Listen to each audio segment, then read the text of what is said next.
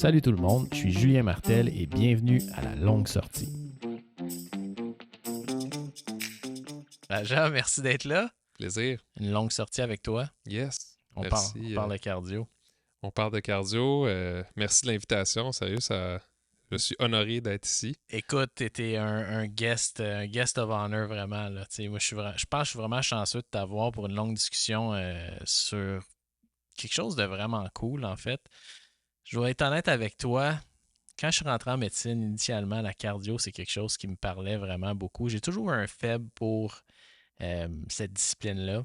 Le côté logique, physiologie, le côté aussi interventionniste qui peut être super cool. Puis finalement, j'ai opté pour une pratique plus à l'urgence, que j'ai fait ça comme 12 ans. Ouais. Énormément de cardio quand même à l'urgence. Fait que c'est quelque chose qui était très cool. Ouais. J'étais du côté plus de qu'est-ce qu'on fait une fois que quelqu'un a une maladie déclarée puis comment on la gère de façon urgente. Ouais. Là, je suis plus du côté prévention primaire. Mais pour les gens qui ne te connaissent pas, parle un peu de ton background puis qu'est-ce que tu fais exactement en cardio. Ouais, ben écoute, background, écoute, ça remonte à rien. Premièrement, moi, je suis syrien d'origine. Donc, je suis né en Syrie, en fait, à Alep, en Syrie, en 83. Puis, on a déménagé au Canada en 88. Donc, j'avais 5 ans, j'étais tout jeune. OK. On vient de la communauté chrétienne syrienne, donc on était vraiment une petite minorité en Syrie. Puis mes parents, un peu pour l'avenir de leurs enfants, ils voyaient un peu que le pays n'allait pas nécessairement dans la bonne direction. Fait que c'était un pays sous mandat français pendant des années, la Syrie. Donc c'était la deuxième langue de mon père, qui parle d'ailleurs avec un accent français de France, ce qui est toujours drôle. Donc ils ont choisi le Canada un peu pour la langue.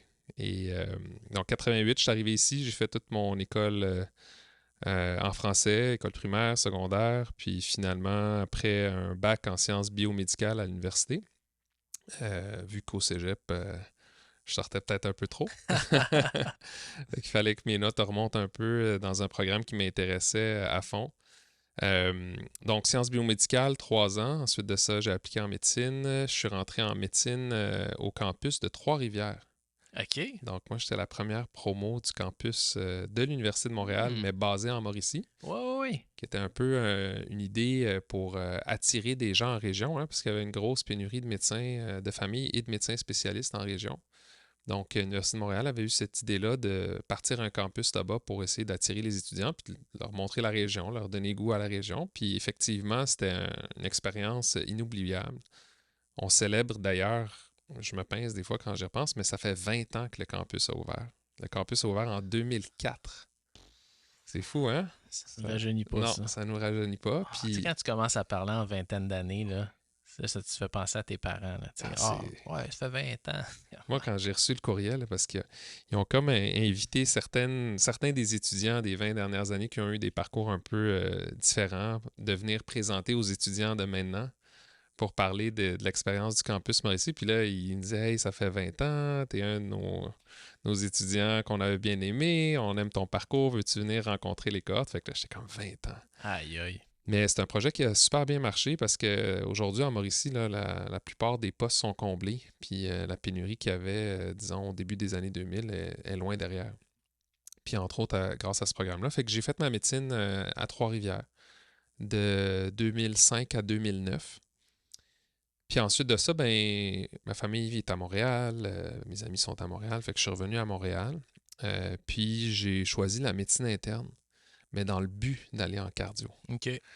Fait que pour ceux qui sont moins familiers, là, en médecine, dans le fond, les 2 dernières années du programme de médecine qu'on appelle l'externat, c'est les années dans lesquelles on fait des rotations dans différentes spécialités et disciplines, ce qui nous permet un peu de choisir ce qu'on a envie de faire pour le reste de nos carrières. Puis moi, initialement, je voulais faire de l'urgence. Ça, c'est drôle. C'est drôle parce Ouais. qu'on a comme les rôles inversés. Exact. Moi, je voulais être urgentologue puis chirurgien général. C'était comme les 2 domaines dans lesquels j'avais un intérêt. Puis à un moment donné, j'ai fait un stage à option à l'externat 1 à l'Institut de cardio de Montréal. Puis là, j'ai eu la chance, c'était un stage de 4 semaines, et 2 des 4 semaines, j'ai eu la chance de les passer avec Dr Martin Junot.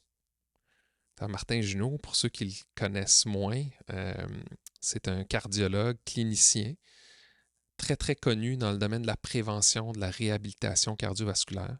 Connu aussi dans le monde des médias. Hein. Il a fait beaucoup de vulgarisation. Il a été conseiller sur certaines émissions comme Campai, qui était une émission à Radio-Canada. Puis Martin Junot, c'était quelqu'un que j'admirais énormément, mais c'était un cardiologue qui était extrêmement humain. Mm. Puis malgré toute son expertise puis sa renommée, j'ai rarement vu un cardiologue être aussi proche, aussi vrai, aussi intègre dans son approche avec ses patients. C'était vraiment un patient, ça se voyait que les patients l'aimaient. Par sa manière de leur parler, de les réconforter, de leur vulgariser ce qui leur arrivait. Puis dans mes petits yeux d'externe, voir un homme de sa renommée être aussi proche et humain de ses patients, c'est vraiment venu me chercher. OK. Puis, médicalement parlant, à un moment donné, il m'avait fait cardioverser une fibrillation auriculaire. Ça, ce que ça veut Comme dire, externe. là, comme externe. Ben, écoute. Avec une fibrillation, c'est une arythmie, hein, avec le cœur bat super vite, les patients sont pas bien. Puis un des traitements qu'on a dans l'urgence, c'est de donner un choc électrique. On appelle ça une cardioversion. Puis, dans ce temps-là, les cardioversions se faisaient avec les bons vieux pads. Donc, c'était pas juste peser sur un bouton, il fallait vraiment qu'on prenne à deux mains, là, comme on voyait dans les vieilles séries des années 90. Là. On met ça sur le chest, puis boum, on donne un choc. Puis il m'avait fait faire ça à un patient, puis instantanément, là, l'activité électrique était de retour à la normale. Puis le patient, alors qu'il était complètement inconfortable, puis pas bien 5 minutes avant, il est devenu complètement zen, était super reconnaissant, plus d'arythmie. Puis, médicalement, c'est banal, mais dans mes yeux d'externe, puis j'essaie de toujours me rappeler ce sentiment-là quand moi-même j'ai des externes aujourd'hui dans le réseau universitaire, c'était un moment qui a tout changé parce que je me suis dit, cette spécialité-là, ça vient vraiment chercher beaucoup d'aspects de ma personnalité puis de mon caractère. Puis ça venait me rejoindre parce que j'avais effectué un geste qui a eu un impact immédiat, euh, énorme pour le patient, puis dans un temps très rapide. Fait que c'est vraiment venu me chercher. Puis à partir de ce moment-là, à partir de ce stage-là, même si j'ai adoré plusieurs autres stages, dont la psychiatrie, dont la médecine d'urgence, etc., j'ai jamais vraiment dévié de la trajectoire. Fait que à partir d'Externe 1, pour moi, je m'en allais en cardio, puis c'était ça qui était. Donc, j'ai appliqué en médecine interne parce que pour faire de la cardiologie au Québec, ben, tu dois passer par la médecine interne. Donc, tu fais 3 années de médecine interne. Médecine interne, c'est un peu comme, pour ceux qui regardaient la série Doctor House, c'est un peu les médecins spécialistes qui ont des expertises, mais dans différents systèmes du corps humain, les reins, le cerveau, le cœur, etc. Puis qui viennent un peu résoudre les maladies qui touchent plusieurs organes en même temps. Fait que dans la médecine interne, il y a des sous-disciplines comme la cardiologie, la néphrologie, l'endocrinologie, par exemple. Puis, les programmes sont faits que tu dois faire pour la cardio 3 ans de médecine interne, suivi de 3 ans de cardiologie. Donc, je me suis embarqué dans ce programme-là. C'est là qu'on s'est rencontrés sans qu'on s'en rappelle vraiment, mais à l'hôpital Sacré-Cœur, 2009. On était résidents ensemble, toi en médecine familiale, moi en médecine interne. Puis j'ai fait mes 2 premières années de résidence là-bas. Ensuite de ça, ma 3e année de résidence, je l'ai fait à l'hôpital Maisonneuve-Rosemont. Puis ensuite, j'ai appliqué au programme de cardio adulte de l'UDM. Je suis rentré, puis là, j'ai effectué mes stages à l'hôpital Sacré-Cœur, à l'Institut de cardio de Montréal, puis au CHUM. Puis ensuite de ça, ben, en cardio, rapidement, j'ai découvert que, puis ça vient un peu rechercher mes idées initiales de peut-être faire de la chirurgie générale, la cardiologie interventionnelle ou l'hémodynamie, c'est un peu des synonymes en français. C'est un domaine qui est vraiment venu me rejoindre, où j'avais la chance d'effectuer des interventions minimalement invasives. Donc, mon domaine d'expertise, c'est vraiment d'aller réparer ou d'aller intervenir sur le cœur sans ouvrir la cage thoracique. Donc, on passe par les artères, que ce soit l'artère radiale dans le poignet ou l'artère fémorale dans l'aine, pour avoir accès au cœur et plus spécifiquement dans mon cas aux artères coronaires, qui sont les artères qui nourrissent le cœur. Donc, je me suis surspécialisé là-dedans pendant 2 ans. une année à Montréal pour faire de la cardio interventionnelle générale, puis ensuite de ça, une année à New York pour aller apprendre ce qu'on appelle la désobstruction d'artères coronaires chroniquement occluses, ou en anglais, ça s'appelle CTO, Chronic Total Occlusion. Puis ça, on pourra en reparler parce que quand je suis allé faire mon fellowship, c'est comme ça qu'on appelle ça, cette surexpertise là-bas, c'était les balbutiements de ce domaine-là. Exact. J'étais un des premiers au monde là, à faire ce fellowship-là à New York, à l'Université Columbia. Puis j'ai ramené cette expertise-là dans le réseau de l'Université de Montréal à l'hôpital Sacré-Cœur. Fait que ça, c'est un petit résumé là, de mon Bon parcours résumé. médical. Fait que c'est un parcours qui est quand même assez long. Hein. C'est ça qu'on réalise. On réalise pas quand on est dedans. Puis surtout, toi, moi, ça a été pas mal plus court. Là. Ça a été 5 ans de tronc commun, 3 ans de résidence.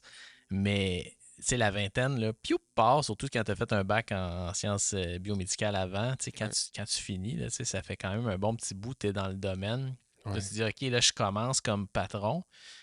Puis je sais pas si tu avais ce feeling-là après toutes ces années d'études-là, mais quand tu commences comme patron, première année, tu te rends compte que tu as encore tout à apprendre. Ah, c'est Tu fou. sais, tu dis, j'ai tout fait ça, puis aïe, aïe, là, je suis vraiment un patron junior, puis, Ouais. et puis là, il faut que je bâtisse mon expertise, il faut que je vois un peu c'est quoi mon style de patron quand il n'y a plus Mhm. personne vraiment qui te supervise. C'est sûr que quand tu es rendu à R6 en cardio, tu gères quand même pas mal, là. Mais il y a comme une cassure qui se fait, je trouve. De la même façon, ça se fait entre l'externat et la résidence. Mhm. La différence entre l'externat et la résidence, c'est que ben, tu as le droit de prescrire. Puis Ouais. là, tu mets ton nom sur une ordonnance médicale. Puis là, il n'y a plus personne qui la revise vraiment. Il y a Mhm. quelqu'un qui la revise tout le temps. Ouais. Mais quand tu es externe, tout ce que tu écris, ton résident regarde ça, puis dit, ah non, ça Ouais. c'est pas correct. Mais là, Mhm. quand t'es résident, tu fais l'ordonnance, puis là, tu Ouais. commences à douter comment prescrire du Tylenol. Exact. Le step est similaire, je trouve, entre la fin de la résidence puis le patronat où on dirait que tu as une grosse confiance d'établir à la fin de la résidence. Mhm. Tu as l'impression que ouais, tu peux tout faire. Puis là, quand tu arrives comme patron, il y a comme une réalité qui te fesse d'en face, tu dis ah, OK, il y a une autre coche après. Tout à fait. Écoute, c'est tellement le fun qu'on parle de ça. Je trouve qu'on ne parle pas de cet aspect-là psychologique assez souvent. Puis c'est sûr que nous, en médecine, c'est comme un univers unique. Hein? On est comme un microcosme. Puis contrairement à beaucoup d'autres corps de métier, où, par exemple, si on prend le droit ou la comptabilité, tu apprends beaucoup de notions théoriques à l'université, mais après ça, ça va vraiment dépendre de ton milieu de travail. Ça va dépendre vraiment de ça pour savoir qu'est-ce que tu vas faire exactement de ton quotidien. Alors que nous, en médecine, quand tu vas en spécialité ou en médecine familiale, c'est beaucoup de répétition. Donc, tu vois des patients, tu vois des patients, tu vois des patients, tu te bâtis une espèce de base de données subconsciente. Puis là, quand tu deviens patron, ben, tu continues un peu de faire la même chose que tu faisais, sauf que le fardeau de responsabilité change. Puis en cardio, puis en cardiologie interventionnelle, c'est un peu la même chose. Puis c'est vrai, comme tu as dit, écoute, quand je calcule ça, là, j'ai passé 15 ans à l'université. Mhm. J'ai commencé en 2002 en sciences biomédicales, puis j'ai fini en 2017 que je suis revenu comme patron. Fait que c'est fou, là. C'est très long. Ça a passé en un claquement de doigts Ouais. parce que, un, j'adorais ce que je faisais. Puis deux, la résidence, c'est comme un peu un monde. T'es comme entre étudiant puis entre travailleur parce que tu as un salaire, tu as des vacances, tu peux commencer ta vie. Tu es encore dans un état d'apprenant parce que tu te fais évaluer, tu as des examens, etc. Mais tu as aussi une part de responsabilité professionnelle. Tu vois, comme tu as dit, des patients, tu fais des prescriptions, Ouais. etc.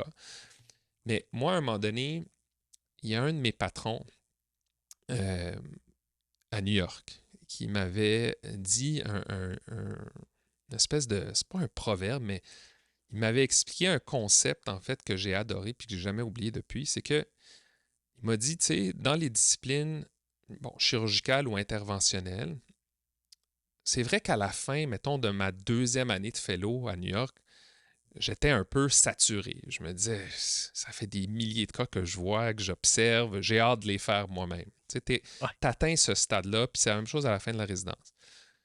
Puis là, à un moment donné, tu te poses la question, ben, c'est-tu vraiment nécessaire toutes ces années-là?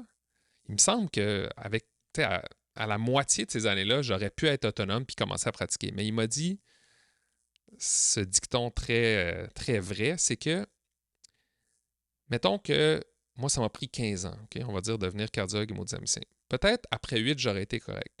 Mais la différence entre le 8 et le 15, donc les 7 années de plus, c'est pour apprendre à réagir quand les choses ne vont pas comme d'habitude. Puis ça, c'est extrêmement important dans notre domaine. Parce que ce qu'on appelle le bread and butter, là, ou le pain quotidien, oui, après peut-être probablement 6-7 ans de formation, tu es capable de faire la routine.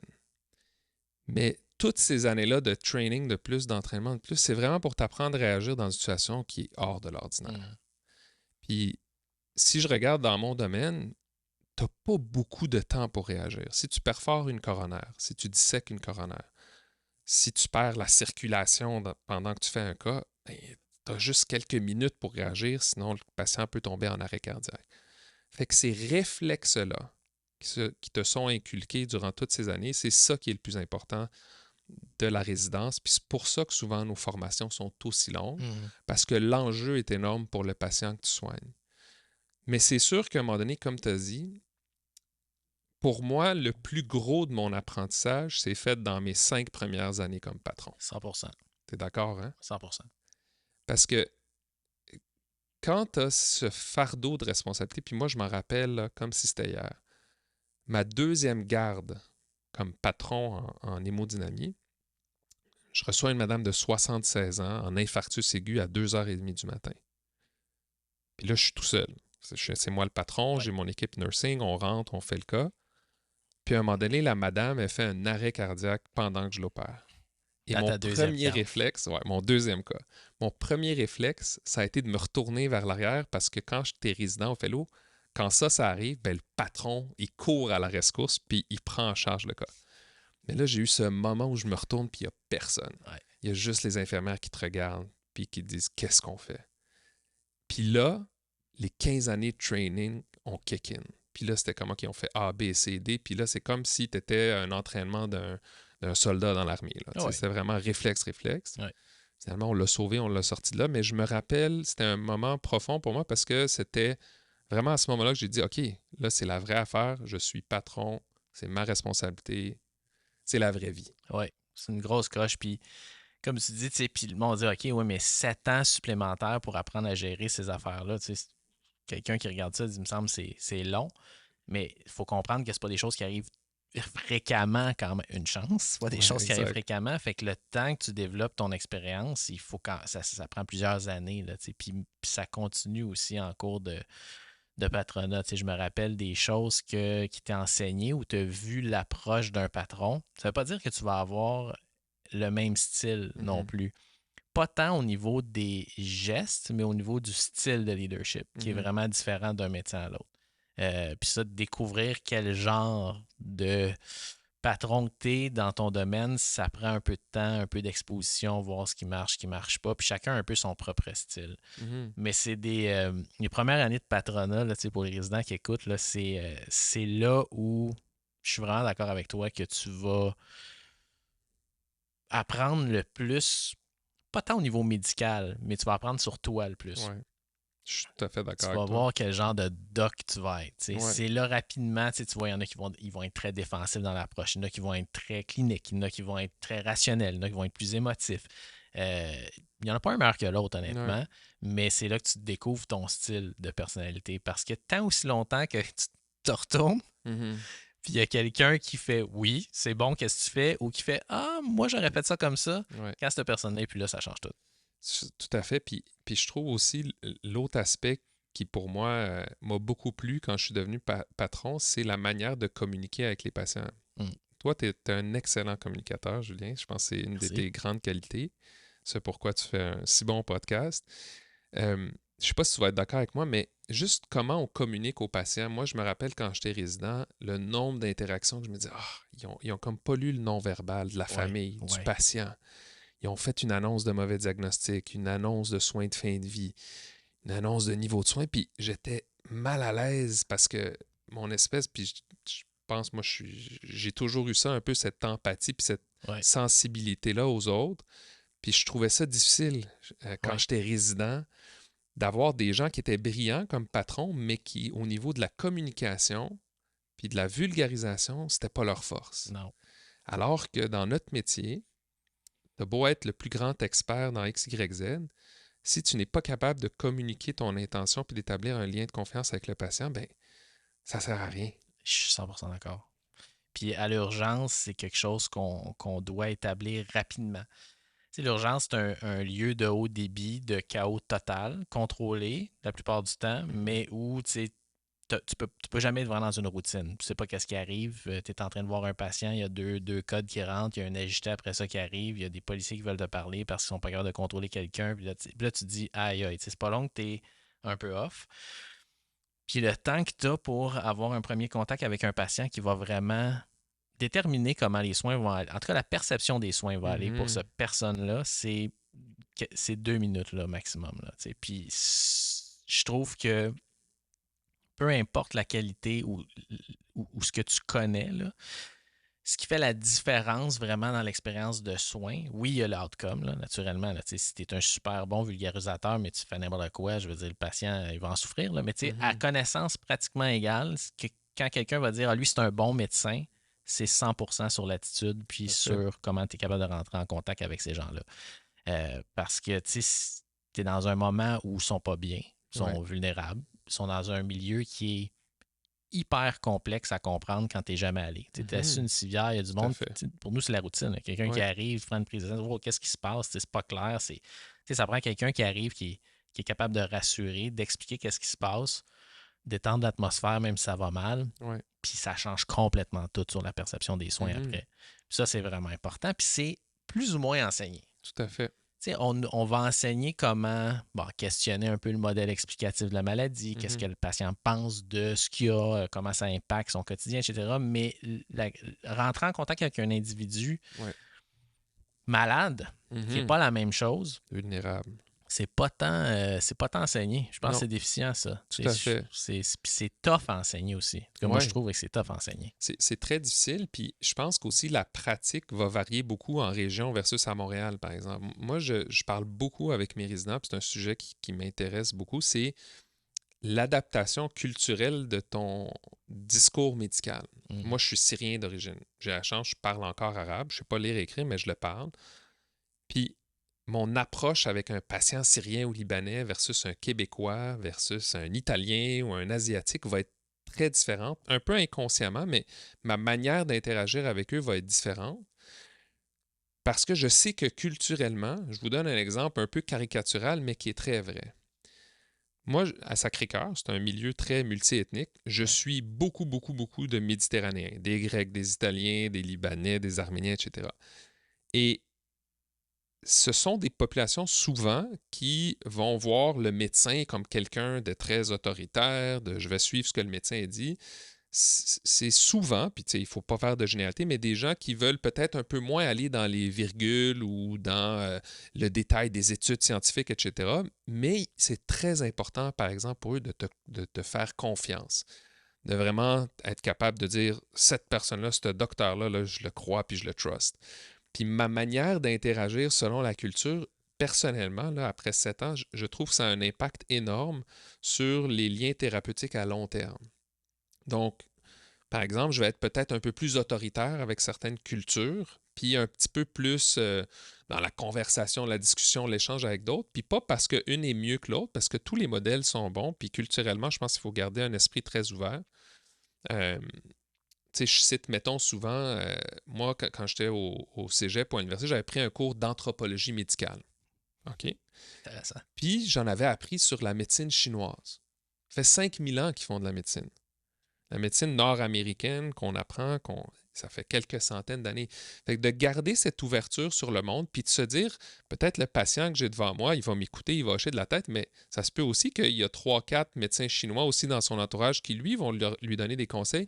C'est de trouver l'équilibre là-dedans, puis de ne pas être dogmatique. Je trouve que c'est l'approche qui fonctionne le mieux, sans non plus déroger à la rigueur scientifique à laquelle on est soumis, puis je pense qu'il est très, très importante Oui. en Amérique du Nord, mais c'est de trouver un peu ce dialogue, autant culturel euh, que scientifique, puis de réussir à bien identifier le patient que tu as devant toi. Mhm. Puis je trouve qu'encore une fois, la vulgarisation est tellement importante parce que des fois, si on se met à parler dans des gros mots, puis qu'on a peut-être un patient qui est un excellent, je ne sais pas moi, un menuisier qui a une grande expertise en construction d'habitation, par exemple, mais que côté santé, scientifique, tout ça, ça l'intéressait peut-être un peu moins dans sa vie. Sûr que si je me mets à y parler en termes de coronaire puis d'angioplastie, il va peut-être y hocher de la tête pour pas paraître mal, mais le fond de mon message, est-ce qu'il va l'avoir reçu? Ou si je dis, hey, tu vois, il est bouché, on va prendre ça, on va te revoir, on va faire ça ensemble, tu sais, fais-moi confiance. Ah, là, le message, tu sais, puis tu sais, des fois, les gens, ils minimisent ou ils ridiculisent un peu cette espèce, puis ils disent, ah, ben là, c'est démagogue vers ça, mais Ouais, non. c'est pas vrai parce que ça marche, je trouve. Ouais, Dans ouais. mon expérience, en tout cas. Ouais, non, moi, je suis bien d'accord avec ça, là, tu sais. Je veux dire, tu peux pas avoir une recette pour tout le monde, là. Tout le monde est différent, là, tu sais. Fait qu'il faut que tu adaptes ton discours avec la personne devant toi. Tu sais, si ton patient, c'est un médecin cardiologue, Exact. puis tu lui fais sa procédure, je pense que tu vas l'expliquer comme un cardiologue. Tu vas pas lui Exact. dire, ben là, tu as un tuyau bouché, C'est elle ça. m'a rentré quelque chose, puis tu sais, Exact. il va être comme, attends, là, c'est pas sérieux Exactement. ce que tu me dis, là. Exactement. C'est sûr et certain, là. Ouais. Puis parlons de ça, là. Ouais. Rentrons dans le vif du sujet un peu. Yes.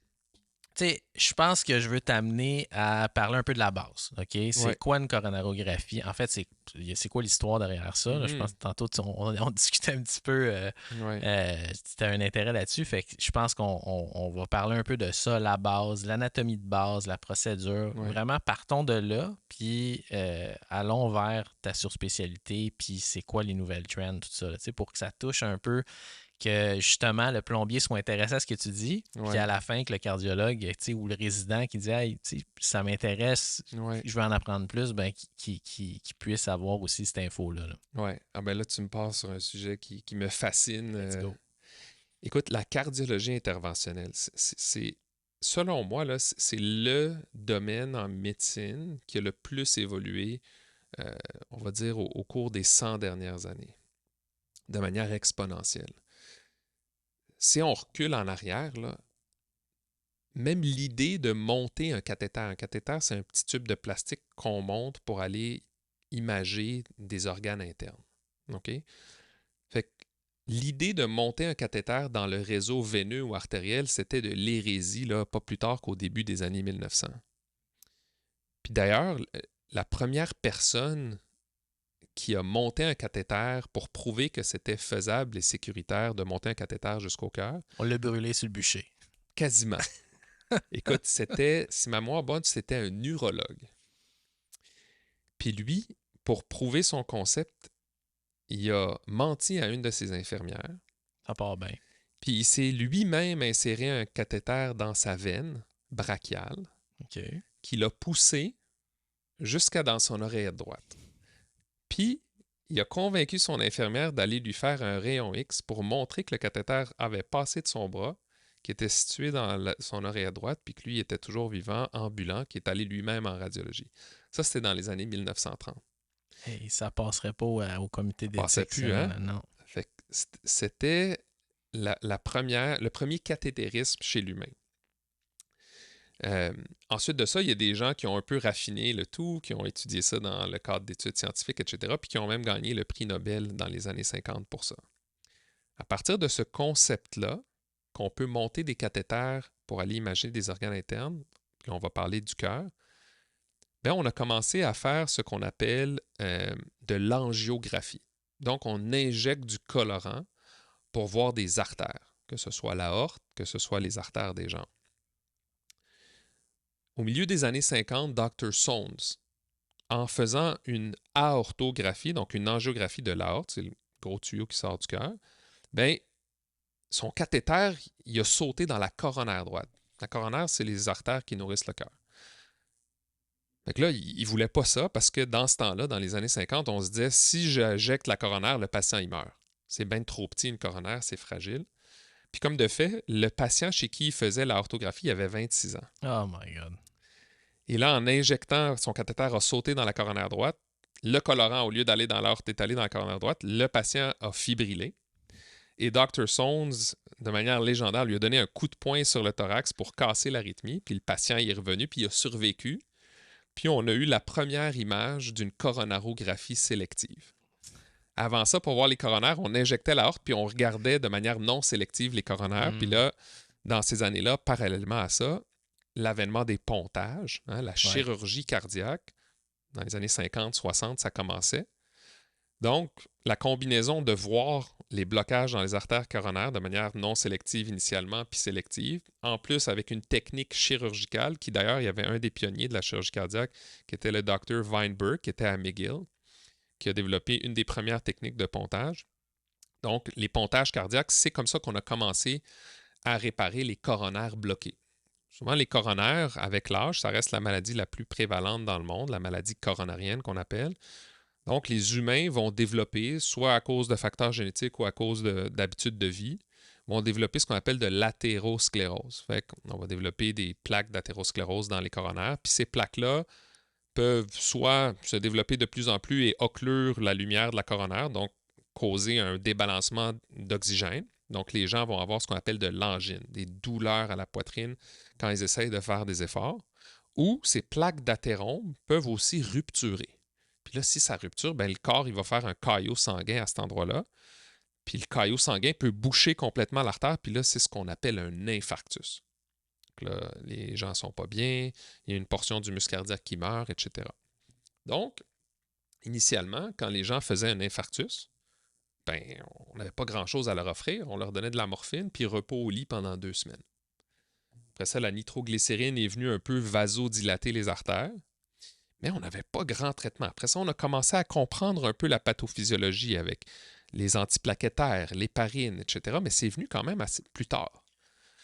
Les pontages, eux, c'était la stratégie chirurgicale pour réparer ou bypasser. En anglais, c'est bypass surgery. Donc, on fait un pont par-dessus la zone bloquée pour réacheminer le sang puis l'oxygène au muscle cardiaque. Donc, ça, c'était dans les années 50-60. Parallèlement au chirurgien cardiaque, il y a un radiologiste qui s'appelle Charles Dotter. Charles Dotter, c'est le père de la radiologie interventionnelle. Donc, lui, une fois qu'il s'est mis à voir des blocages dans les artères des jambes, ben, il s'est dit, ben, ces blocages-là, peut-être que sans ouvrir nécessairement de manière chirurgicale, ben, peut-être que si on amène des tiges de plus en plus grosses dans l'artère, je pourrais la débloquer. Fait que lui, il a développé les premières angioplasties périphériques, non pas avec des ballons, mais avec des tiges avec dilatation progressive. C'était un peu intense quand on y repense et assez violent pour l'artère, pour le vaisseau, mais c'est comme ça que ça a commencé. Plus tard, il y a des gens qui ont dit, ben les tiges, OK, ça marche, mais pourquoi on ne mettrait pas un ballon? C'est peut-être un peu plus doux pour l'artère, puis le résultat final est le même. On va rétablir la circulation dans l'artère. Puis là, il y a un gars qui s'appelle Andreas Grundzig, un Suisse, qui en 77, ou en fait même un peu avancé, il s'est dit, ben le ballon là, qu'ils sont en train d'utiliser depuis une couple d'années pour les artères des jambes, pourquoi on n'en ferait pas un plus petit, puis on irait mettre ça dans les coronaires pour les débloquer. Là, les gens ont dit, ben non, t'es fou, les gens vont mourir, c'est quoi cette hérésie, tu peux pas aller mettre des instruments dans les coronaires, le cœur, c'est bien trop précieux, etc. Il a dit, ben OK, mais je vais prouver mon concept. Puis là, il a prouvé son concept, malheureusement, sur des chiens, c'était comme ça dans le temps, mais les chiens ont des coronaires puis des cœurs qui ressemblent un peu aux organes humains. Donc, il a prouvé son concept, il l'a publié. Malgré tout ça, les gens le prenaient quand même pour un fou. Ils riaient de lui dans les conférences. Mais il a gardé son idée, puis il a persisté. Puis en 77, il est allé voir un patient qui était en attente d'un pontage, patient hospitalisé, qui avait une lésion de l'IVA proximale. Donc ça, c'est l'artère principale du cœur. Puis, il est allé voir le patient, puis il a dit, écoute, moi j'ai une nouvelle technique. Si tu veux éviter ta chirurgie à cœur ouvert, je suis prêt à faire cette technique-là. Sur toi, tu as l'anatomie parfaite pour mon dispositif. Le patient a dit oui. C'était pas plus compliqué que ça dans le temps. Et la première angioplastie au ballon s'est faite en 1977. Okay. Et cette première angioplastie-là a duré plus que 10 ans. Donc, cette même artère-là, on l'a réimagée 10 ans plus tard, puis elle était aussi impeccable que le jour où elle a été faite. Donc, évidemment, il a travaillé sur ce concept-là, il a bâti des séries de cas, il a publié des articles, puis son idée a commencé à prendre l'ampleur. Il a fait l'éducation de sa technique aux États-Unis, puis lentement mais sûrement, ce domaine-là, qui a commencé en 1977, est devenu probablement l'intervention la plus pratiquée dans le monde. Aujourd'hui, au moment où on se parle à tous les jours, partout dans le monde, dans les salles d'hémodynamie, il se fait probablement des centaines de milliers d'angioplasties par jour. Puis la raison, c'est parce que l'infarctus du myocarde, l'infarctus cardiaque, ça reste une des causes de mortalité les plus fréquentes dans le monde. Puis c'est la technique pour sauver les patients de leur infarctus de nos jours. Donc ça, c'est un peu l'historique rapproché. Mais si on y pense, en l'espace de 50 ans, on est passé d'un hérétique Ouais. à la Urologue. technique. Oui, exactement. À faire un peu cette technique-là un peu partout dans le monde. C'est quand même fou. Puis effectivement, puis on le sait, là, avec le fait justement que notre espérance de vie est plus longue, ben, l'athérosclérose est pratiquement inévitable, là, à moins d'avoir vraiment une génétique particulière.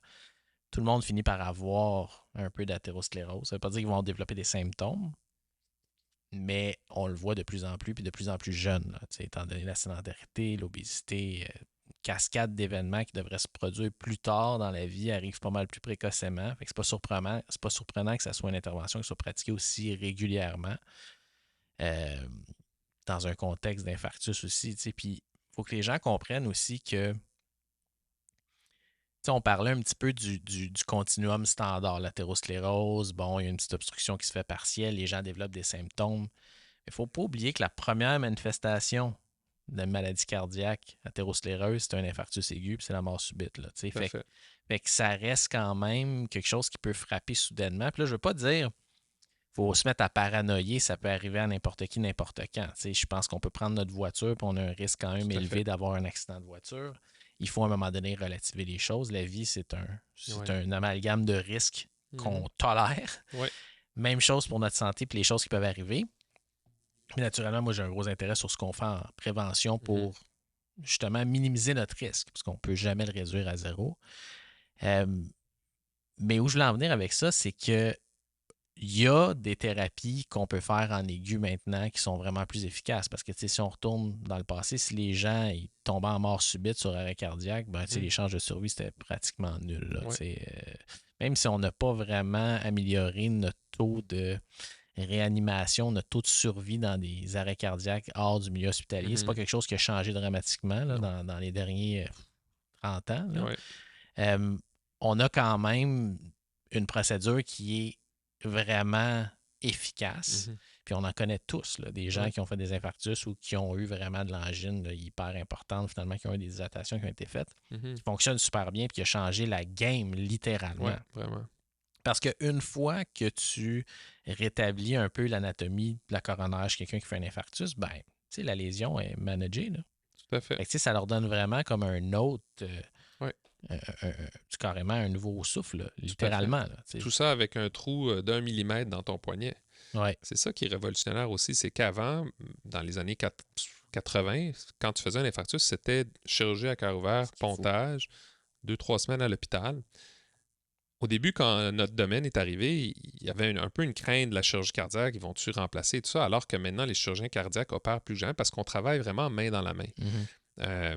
Le but, comme tu dis, c'est d'offrir la procédure la plus sécuritaire et efficace au patient qui va avoir le plus d'impact pour sa longévité. Fait que nous, souvent, quand j'enseigne à mes résidents ou à mes fellows, l'angioplastie ou la revascularisation, on a 2 objectifs. Soit on veut prolonger la vie ou on veut améliorer la qualité de vie du patient.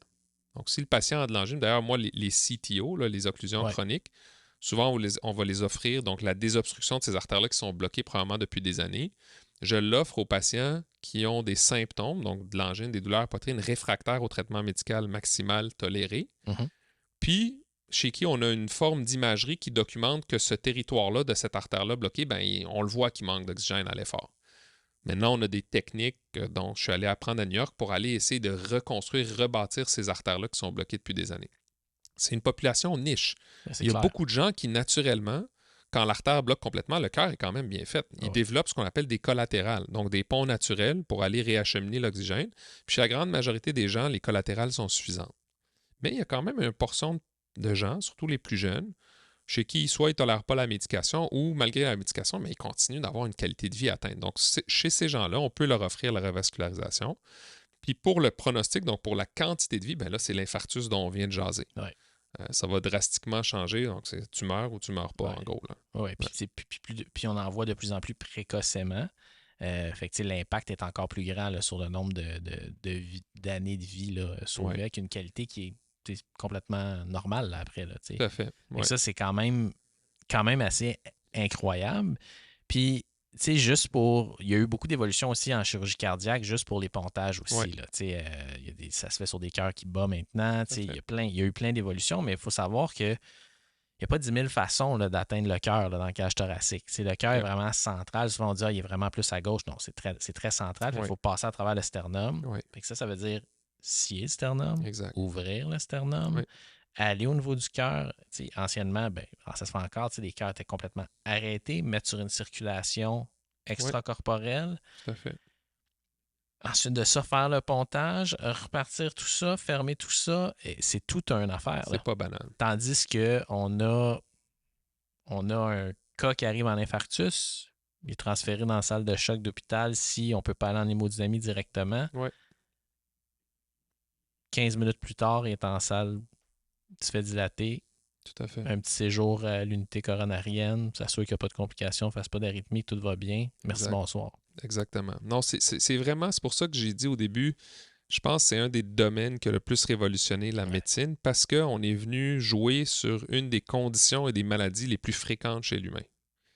Puis, encore là, moi, à l'hôpital Sacré-Cœur où je travaille, les chirurgiens, c'est nos bons amis. On travaille souvent ensemble. Puis, des fois, il y a des cas qui vont être beaucoup plus simples malgré la sternotomie, etc., qui vont être plus simples anatomiquement pour un chirurgien à réparer. Puis il y a des cas que c'est plus simple pour nous autres. Oui. Puis en fait, ce qu'on fait, nous, beaucoup à Sacré-Cœur, c'est ce qu'on appelle des revascularisations hybrides. Tu dis la chirurgie cardiaque a évolué, effectivement. Mhm. Ils font maintenant de l'assistance robotique même pour sauver les patients d'une sternotomie. On a le docteur Hugues Jean-Marc qui fait ça. On peut faire des incisions sur le côté, puis il travaille à l'aide d'un robot qu'on appelle Da Vinci, puis il va faire un pontage mammaire sur l'IVA, qui est l'artère principale. Puis s'il y a d'autres blocages, mettons sur la coronaire droite, le circonflexe, ben il va nous l'envoyer pour qu'on le fasse en angioplastie le lendemain ou le surlendemain de sa chirurgie. Quand même hallucinant. On fait des revasques hybrides sans ouvrir le sternum. Mm. Parce qu'on sait que le pontage mammaire sur l'IVA, dans beaucoup de données, surtout chez les diabétiques, de bien meilleurs résultats à long terme pour le patient. Donc, je pense que l'idée, encore une fois, c'est de choisir la meilleure thérapie, la meilleure technique pour le patient qu'on a devant nous, puis d'utiliser tous les outils qu'on a en 2024 à notre disposition pour vraiment offrir cette qualité de soins là, qui est vraiment optimale au Canada et au Québec. Ah, ça, c'est sûr. Puis ça, je pense qu'il y a une affaire qu'il faut que ce soit clair, c'est que la qualité des gens qu'on a au Canada et au Québec, puis les technologies auxquelles on a accès, on n'a rien à envier à personne dans le monde. Vraiment. Souvent, au sud, là, on se pète les bretelles comme quoi c'est mieux que partout, mais bon, notre système de santé a des faiblesses, mais pour les gens malades qui ont quelque chose d'aigu, on a accès à ce qui se fait de mieux au monde. Puis pas juste ça, Julien. Moi, j'ai eu la chance de travailler des deux côtés de la frontière. Ouais. Écoute, mon expérience à New York était incroyable. C'était comme le Disney World là, de l'hémodynamicien parce que j'avais accès à toutes les technologies. Il n'y a pas de limitation de budget. C'est vraiment free for all. Par contre, l'éthique de ce qui se faisait et l'impact pécunier des compagnies d'assurance, des modèles de remboursement des hôpitaux, des modèles de rémunération, etc., ça, j'avais de la misère. Ouais. Parce qu'aller avec mon cerveau de Canadien, là, médecin canadien, réseau public, etc., travailler dans un environnement à but lucratif, il ne faut pas oublier ça, le système de santé, malheureusement, aux États-Unis, c'est un système à but lucratif. Le choix des soins qui sont prodigués aux patients est malheureusement pas tout le temps scientifiquement guidé. Oui, je comprends ce que tu veux dire. Et pour moi, d'être allé chercher l'expertise technique là-bas, où c'était vraiment la meilleure exposition que je pouvais avoir au monde, mais de retourner dans un environnement où, éthiquement parlant, je travaille dans un environnement qui a le bien-être du patient à cœur. Puis oui, en termes de quantité, on n'est peut-être pas capable de donner un rendez-vous le lendemain quand c'est moins urgent, mais en termes de qualité, comme tu as dit, puis quand c'est urgent, je nous mets dans le top 5, top 10 au monde. Oui, facilement. Puis ça, c'est clair. Fait que j'aimerais ça avec toi faire un parcours patient. Oui. 2 parcours, OK? Un peu pour rejoindre un peu ce que tu allais dire. Un parcours de quelqu'un qui va aller vraiment jouer dans ta spécialité de CTO, là, qui a une espèce de symptôme qui persiste, qui a une occlusion chronique, versus le parcours du patient classique, cinquantaine, qui fait son premier infarctus. Comment ça se passe normalement pour ce patient-là à partir du moment où il arrive à l'hôpital? Oui. Fait que je pense qu'il y a 2 scénarios. Fait qu'il y a le scénario qui arrive en infarctus. Ouais. Donc, un infarctus, c'est aigu. souvent, je vais dire aux gens, des fois, il y a des gens, ils font un tapis roulant. Ils voient un cardiologue la veille, ils font un infarctus le lendemain. Puis là, le réflexe, c'est « voyons donc, il a vu le cardiologue hier. » Bien, c'est parce que l'infarctus, c'est imprévisible. Exact. Souvent, ce que je dis à mes patients et aux étudiants, c'est qu'il y a des choses qu'on contrôle dans la vie, il y en a qu'on ne contrôle pas. La génétique, on ne contrôle pas ça. Les habitudes de vie, pas fumer, bien manger, faire de l'exercice, ça, on contrôle ça, puis on peut diminuer notre probabilité statistique de faire un événement, mais on ne peut jamais l'amener à zéro. Donc, un infarctus, ça, c'est le premier concept, c'est un événement qui est subi et qui est malheureusement imprévisible. Mon plus jeune, il avait 27 ans, puis mon plus vieux, il avait 104 ans que j'ai fait. Fait que c'est un gros spectre.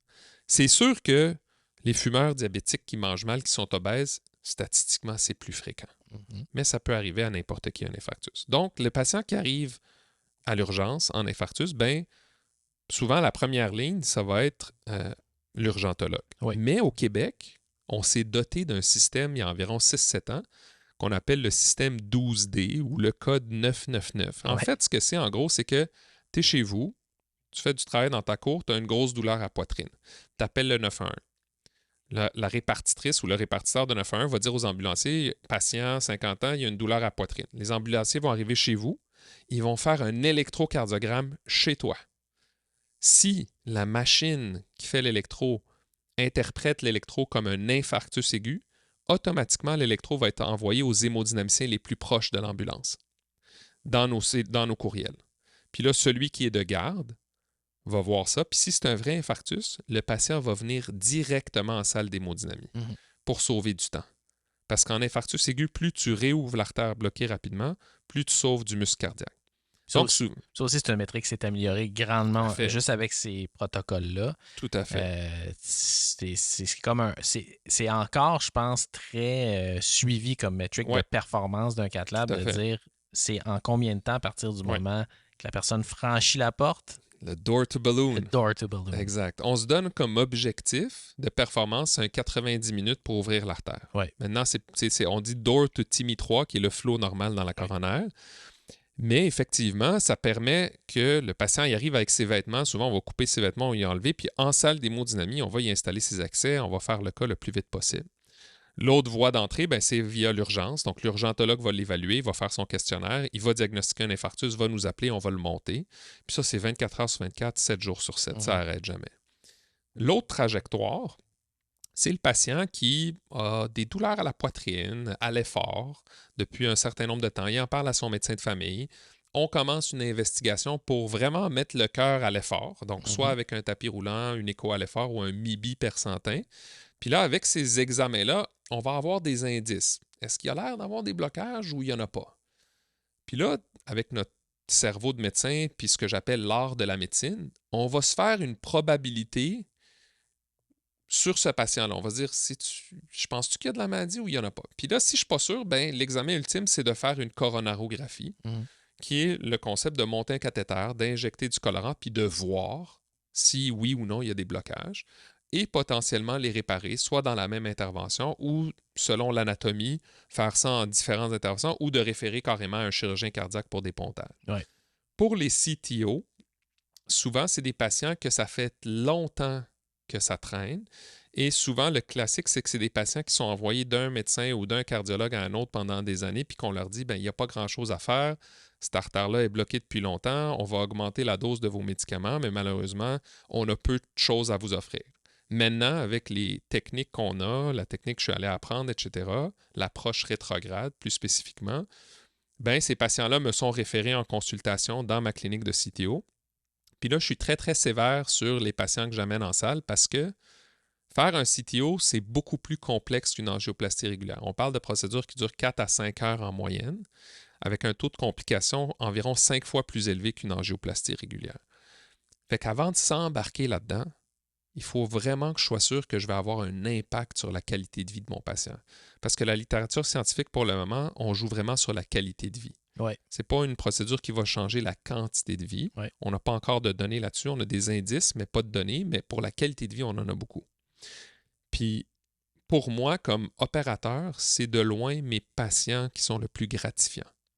Parce que, ça fait longtemps qu'ils traînent ces symptômes-là, qui se sont comme un peu habitués à ces symptômes-là, qui ont probablement down-regulate le niveau d'activité qu'il faisait pour Ouais. pas avoir des douleurs à poitrine. Puis une fois que tu revascularises avec succès son CTO, ben là, il t'envoie des cartes à Noël parce qu'ils sont comme ça a changé ma vie au niveau de la qualité. Par contre, ça vient avec son lot de risques. Ouais. C'est de loin les procédures qui font monter ma fréquence cardiaque puis ma pression artérielle. C'est clair. Des procédures qui sont drainantes mentalement aussi parce que ça demande une concentration prolongée pendant longtemps. Et c'est aussi des procédures de haute voltige côté l'endroit où on va jouer puis les outils qu'on utilise qui sont plus agressifs. OK. Ça, je veux rentrer en détail là-dedans, un petit peu plus en détail. Ouais. Fait que partons maintenant de l'infarctus aigu qui arrive au cath lab. Ouais. Bon, on a un choix d'artère pour passer, radial, fémoral. Qu'est-ce qui guide le choix chez ces patients-là? Puis c'est quoi les avantages et les inconvénients de chaque? Excellente question. Fait que les interventions coronaires, la coronarographie, l'angioplastie, ça a tout commencé en fémoral. Ouais. Grosses artères, gros tuyaux, parce que les outils qu'on utilisait étaient beaucoup plus gros dans le temps. Mais avec le génie biomédical qui a évolué, on a rapetissé les équipements de plus en plus. Puis Dr Campo, un autre fier Québécois, a développé l'approche radiale. Ça a été le premier à l'Institut de cardio de Montréal. Encore une fois, les gens le prenaient pour un fou. CK prenait 10 fois plus longtemps que les autres parce qu'il voulait passer par le bras, alors que maintenant, c'est l'approche la plus utilisée dans le monde. Fait que, de nos jours, plus que 80% des cas sont faits par l'artère radiale. En fait, l'artère radiale va toujours être utilisée en premier lieu, à moins que le patient ait déjà eu des pontages. S'il y a déjà eu des pontages, c'est plus simple de le faire par l'artère fémorale parce que techniquement, pour nous, ça va un peu plus vite.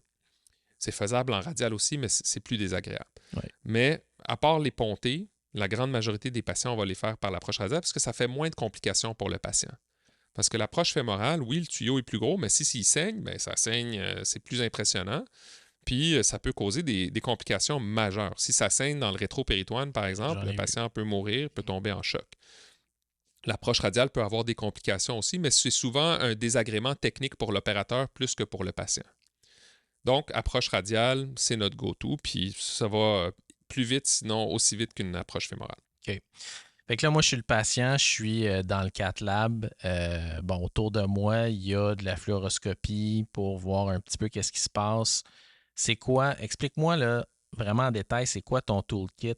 Comment tu vas dilater une artère? Qu'est-ce qui va motiver ton choix d'un stent versus un autre? C'est quoi les outils? C'est quoi les gadgets que tu utilises là? C'est fascinant. La qualité de l'équipement qu'on a, là, c'est vraiment incroyable. Là. J'ai eu la chance d'aller visiter des manufactures aux États-Unis, en Amérique du Sud, où on fabrique nos ballons, nos équipements. Puis le nombre d'êtres humains qui participent à la création de ces équipements-là, là, il faudrait que tous les hémodynamiciens fassent au moins cet exercice-là une fois dans leur vie parce que ça donne une appréciation énorme pour ce qu'on fait puis l'équipement qu'on utilise. Fait que la première étape, c'est d'accéder au réseau artériel. Donc, je fais une ponction, donc avec une aiguille, j'ai un retour sanguin, là, je mets un fil, je suis dans l'artère radiale, là, je mets ce qu'on appelle un introducteur, donc c'est une espèce de gaine en plastique de 11 cm qu'on met dans le poignet. Ouais. À travers cette porte d'entrée, je vais monter des cathéters. Fait que c'est des petits tubes en plastique que je monte par le bras, puis là, je me rends jusqu'à la racine de l'aorte. Ouais.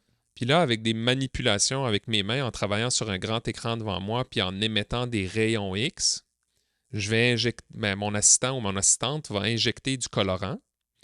Puis là, à l'aide du colorant puis de la visualisation directe, je vais être capable, en bougeant mon cathéter, de trouver l'ostium ou l'entrée de la coronaire. Ouais. Puis là, mon cathéter, au début, c'est super abstrait. Quand vous venez en salle démo, t'es comme, comment tu sais que la coronaire est là? C'est multiples facteurs, en fait. C'est que anatomiquement, je sais environ elle est où, chez la grande majorité des êtres humains. Mais aussi, visuellement, comment mon cathéter bouge à l'écran, je vais être capable de savoir si je suis dedans ou pas. Puis là, quand j'injecte le colorant, là, je vais voir la coronaire apparaître. OK. Fait qu'une fois que je suis dans le coronaire, là, à ce moment-là, dans mon petit cathéter, je vais monter ce qu'on appelle des fils guides. Des petits fils en métal qui sont à 0,014 inches de diamètre, donc très, très, très petits. Parce qu'en moyenne, une coronaire, pour vous donner une idée, la coronaire droite, c'est environ 3 à 4 mm de diamètre, puis un tronc commun IVA, c'est environ 4 à 8 mm de diamètre en grosse moyenne. Là. Fait qu'on travaille vraiment dans des petits espaces. Fait que le fil guide va aller dans le cathéter, va aller dans la coronaire, va passer à travers l'endroit qui est rétréci ou bloqué si c'est un infarctus. Puis sur ce fil-là, qui est comme un peu un chemin de fer, je vais amener des wagons. Donc, soit des ballons ou des stents ou des cathéters d'imagerie. Puis, on appelle ça la technique de Seldinger. Donc, je mets mon chemin de fer, puis là, je fais des échanges de wagons sur mon chemin de fer.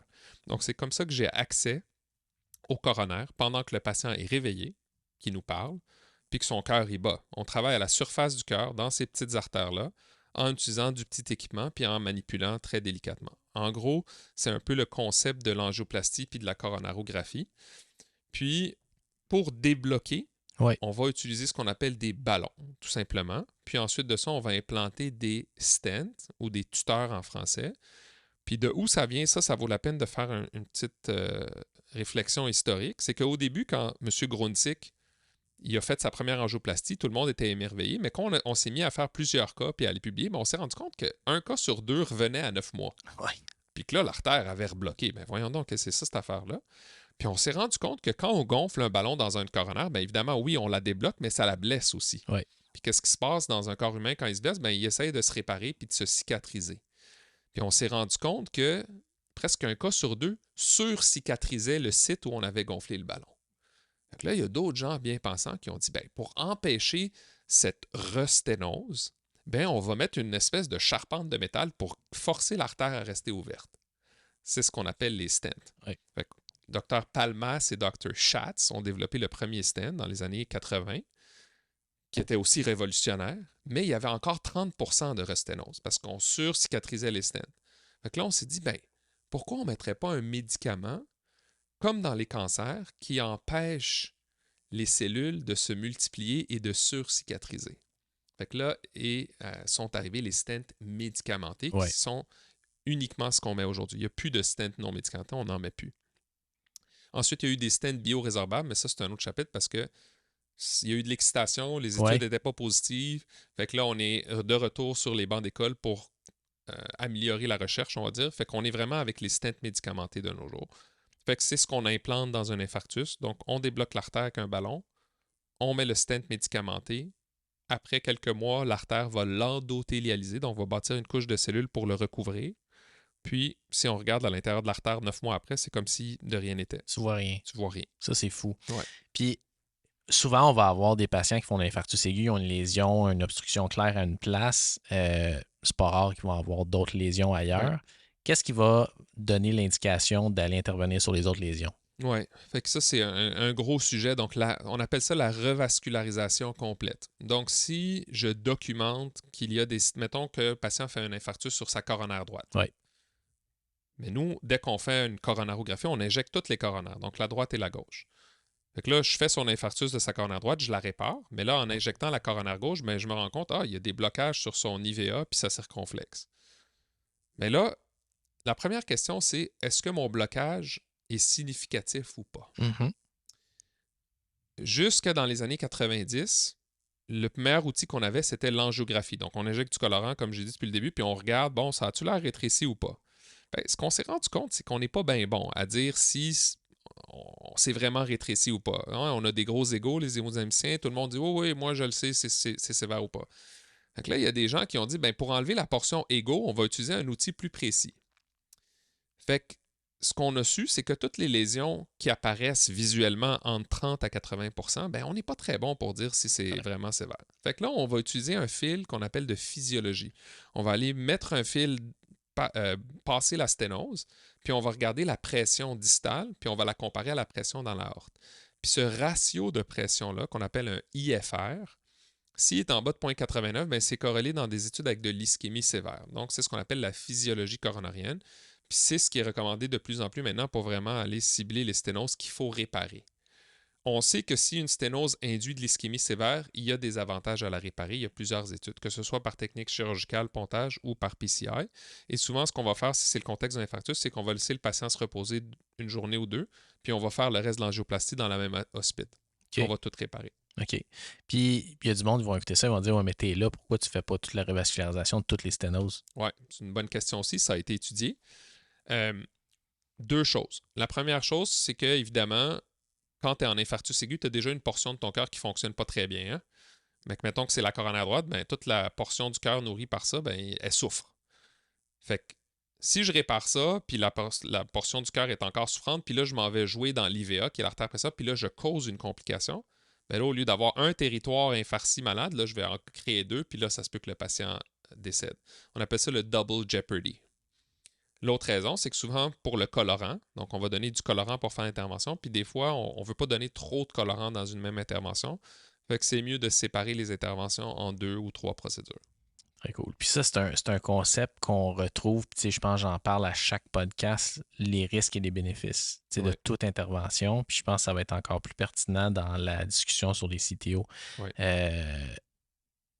Tout en médecine est une question de risque puis de bénéfice. Puis qu'est-ce qui... tu sais, puis naturellement, une intervention qui est plus risquée que les bénéfices potentiels qu'elle peut amener, elle n'a pas vraiment sa place. Mhm. Sauf certains cas, tu sais, des fois, c'est un peu in extremis, là, si on veut, qu'on dit, ben regarde, il y a un risque de décès élevé, mais on ne peut pas dire que c'est 100%, Ouais. mais si on fait absolument rien, bon, je veux dire, c'est pas ça fait rien. Mhm. Une souvent qu'on va mentionner, c'est les fractures de hanche, même chez quelqu'un qui a 93 ans, qui n'est pas très, qui est pratiquement alité, on va quand même les soumettre à un risque opératoire pour remplacer la hanche juste pour la gestion de la douleur, puis plus à visée palliative. Des fois, ça, c'est un concept Tout à qu'on fait fait. comme, OK, pourquoi on fait ça? Ben, c'est un peu la raison. Mhm. Mais tu sais, sinon, c'est vraiment un équilibre entre les risques et les bénéfices. Puis chaque chose, chaque procédure, chaque médication, chaque test Mhm. a des risques et bénéfices. Puis ça, c'est important aussi. C'est pas juste pour la procédure en tant que telle ou un geste Mhm. ou un médicament, mais juste le fait de décider qu'on va faire une prise de sang pour dépister quelque chose a un risque inhérent à ça. Même chose pour de l'imagerie. On va faire une imagerie pour un scan. OK, Mhm. bon, les risques théoriques de radiation, mettons qu'on oublie ça, mais le risque de qu'est-ce qu'on fait Mhm. si on trouve quelque chose Tout à qu'on fait. ne s'attendait pas, Ouais. qui n'a probablement aucune conséquence, puis que ça amène un autre geste après. Donc, Mhm. il faut toujours avoir cette discussion-là, puis ça, c'est une discussion que j'ai avec tout le monde pour n'importe quoi. Ouais. Voici les risques. Des affaires aussi banales que des antibiotiques. Mhm. Il y a un risque à ça, puis il n'est pas banal. Puis Non. des fois, le number needed to treat Mhm. est plus grand que le number needed to harm. Fait que tu as plus de chances de causer un problème en prescrivant un antibiotique, pour exemple, une sinusite chez un adulte, que de ne pas en prescrire. Puis ça, c'est... Pourtant, on dit, ouais, j'ai une infection bactérienne, de moi des antibiotiques. OK, mais il y a des risques et des bénéfices. Fait que pour des procédures de même, C'est sûr. le risque est comme un petit peu plus clair. Là, puis je comme, pense qu'il est plus facile à comprendre aussi pour un patient. Ben, moi, je vais te relancer là-dessus comme urgentologue. Tu sais, un sujet chaud dans la relation urgentologue-cardiologue, c'est les troponines. Ouais. Donc, souvent, surtout avec les troponines de haute sensibilité qu'on a maintenant, qui sont un bon marqueur. Hein. Les troponines, c'est très spécifique au muscle cardiaque. Fait que c'est un bon outil, mais souvent, on se ramasse, comme tu dis, avec des valeurs un peu élevées. On ne sait pas trop quoi faire avec ça. On demande une consulte en cardio. Nous aussi, on voit ça. Souvent, on traite ça un peu avec le mépris, mais des fois, ça peut être... Comment, toi, comme urgentologue, quand ces troponines haute sensibilité sont sorties, quand cette littérature-là est sortie, comment tu gères ça? Comment tu deals avec ça? Moi, je pense que ça a changé. Ben, en fait, j'ai toujours été quelqu'un qui était très clinique. Puis je pense qu'une chose que j'enseignais à mes résidents, c'est si tu fais un test qui ne changera pas ta conduite initiale, fais pas le test. Okay? Quelqu'un qui se présente avec une douleur qui est non spécifique thoracique, qui pour toi, tu as fait le choix cliniquement qui est non coronarienne, va pas faire des troponines. Excellent. C'est de s'attirer des problèmes, d'augmenter les séjours du patient, puis potentiellement le soumettre à des interventions qui sont vraiment dangereuses. Exactement. Fait que, première affaire, est-ce que ton test est utile? Une fois que tu as fait la différenciation entre est-ce que je fais ça pour une raison valide ou pas, normalement, ça règle 90% des cas de est-ce que je devrais faire le test ou pas. Puis après ça, pour les troponines haute sensibilité, je pense que ça renforce ça. De dire, attends une minute, tu as ton histoire, tu as ton évaluation, tu as ton examen, tu commences par ça, tu as l'ECG, tu as plein de choses que tu peux faire pour établir un risque initial. Puis voir si ta probabilité pré-test est assez haute pour dire, OK, je vais faire des troponines, puis une valeur va vraiment changer ma décision. La seule affaire, c'est qu'il faut que tu te poses la question quand tu fais un test, c'est OK, je fais des tropos. S'ils sont négatifs, ça change-tu ma conduite? S'ils sont intermédiaires, ça change-tu ta conduite? Exact. Parce que ça, c'est pas clair. Puis si ta probabilité pré-test est à un niveau tellement faible que, mettons que tu as des tropos intermédiaires, ça ne monte pas ta probabilité post-test assez pour faire d'autres choses, mais fais-le pas. Exactement. Fait que ça, c'est vraiment important. Puis c'est pas un concept qui est difficile à comprendre, Mm. mais qui est difficile à appliquer. Parce que Ouais. les gens se disent ah, je vais la faire, puis c'est négatif, ça va me rassurer. Mm. C'est là qu'on trouve des problèmes. Même Ouais, affaire pour les dédimères, même affaire pour n'importe quoi. Je tout veux à dire, fait. c'est ça.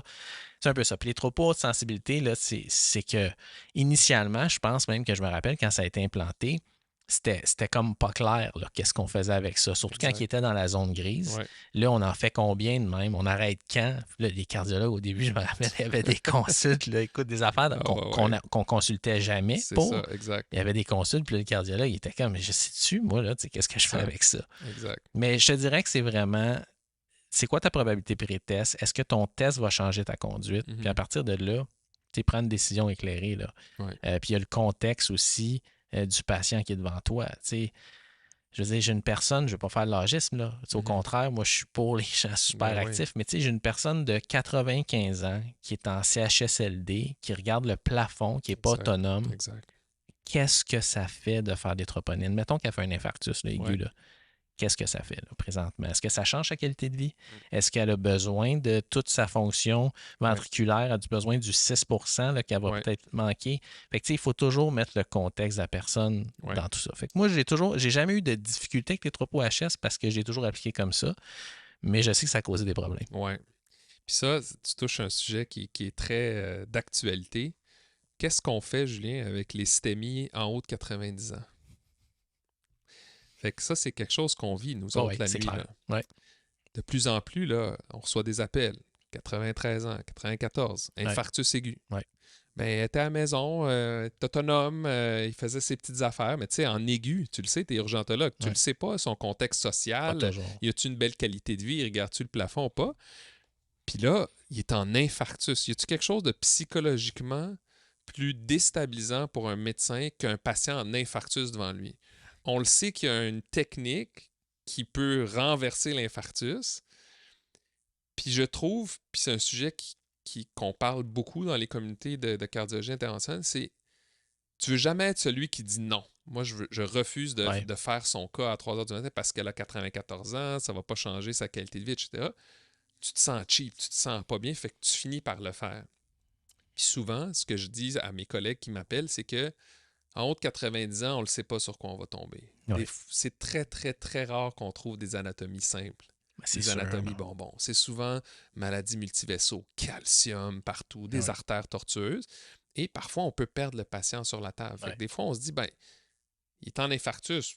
Il y en a qui meurent de l'infarctus, mais il y en a beaucoup qui ne meurent pas de leur Ben, infarctus. surtout à 90, là. C'est ça, ils vont peut-être développer un peu d'insuffisance cardiaque. On peut les soulager avec de la morphine, mais j'ai pas de réponse à ça, en fait. Non. C'est un sujet, le vieillissement de la population, puis le niveau de soins qu'on offre à tout le monde est quasiment infini.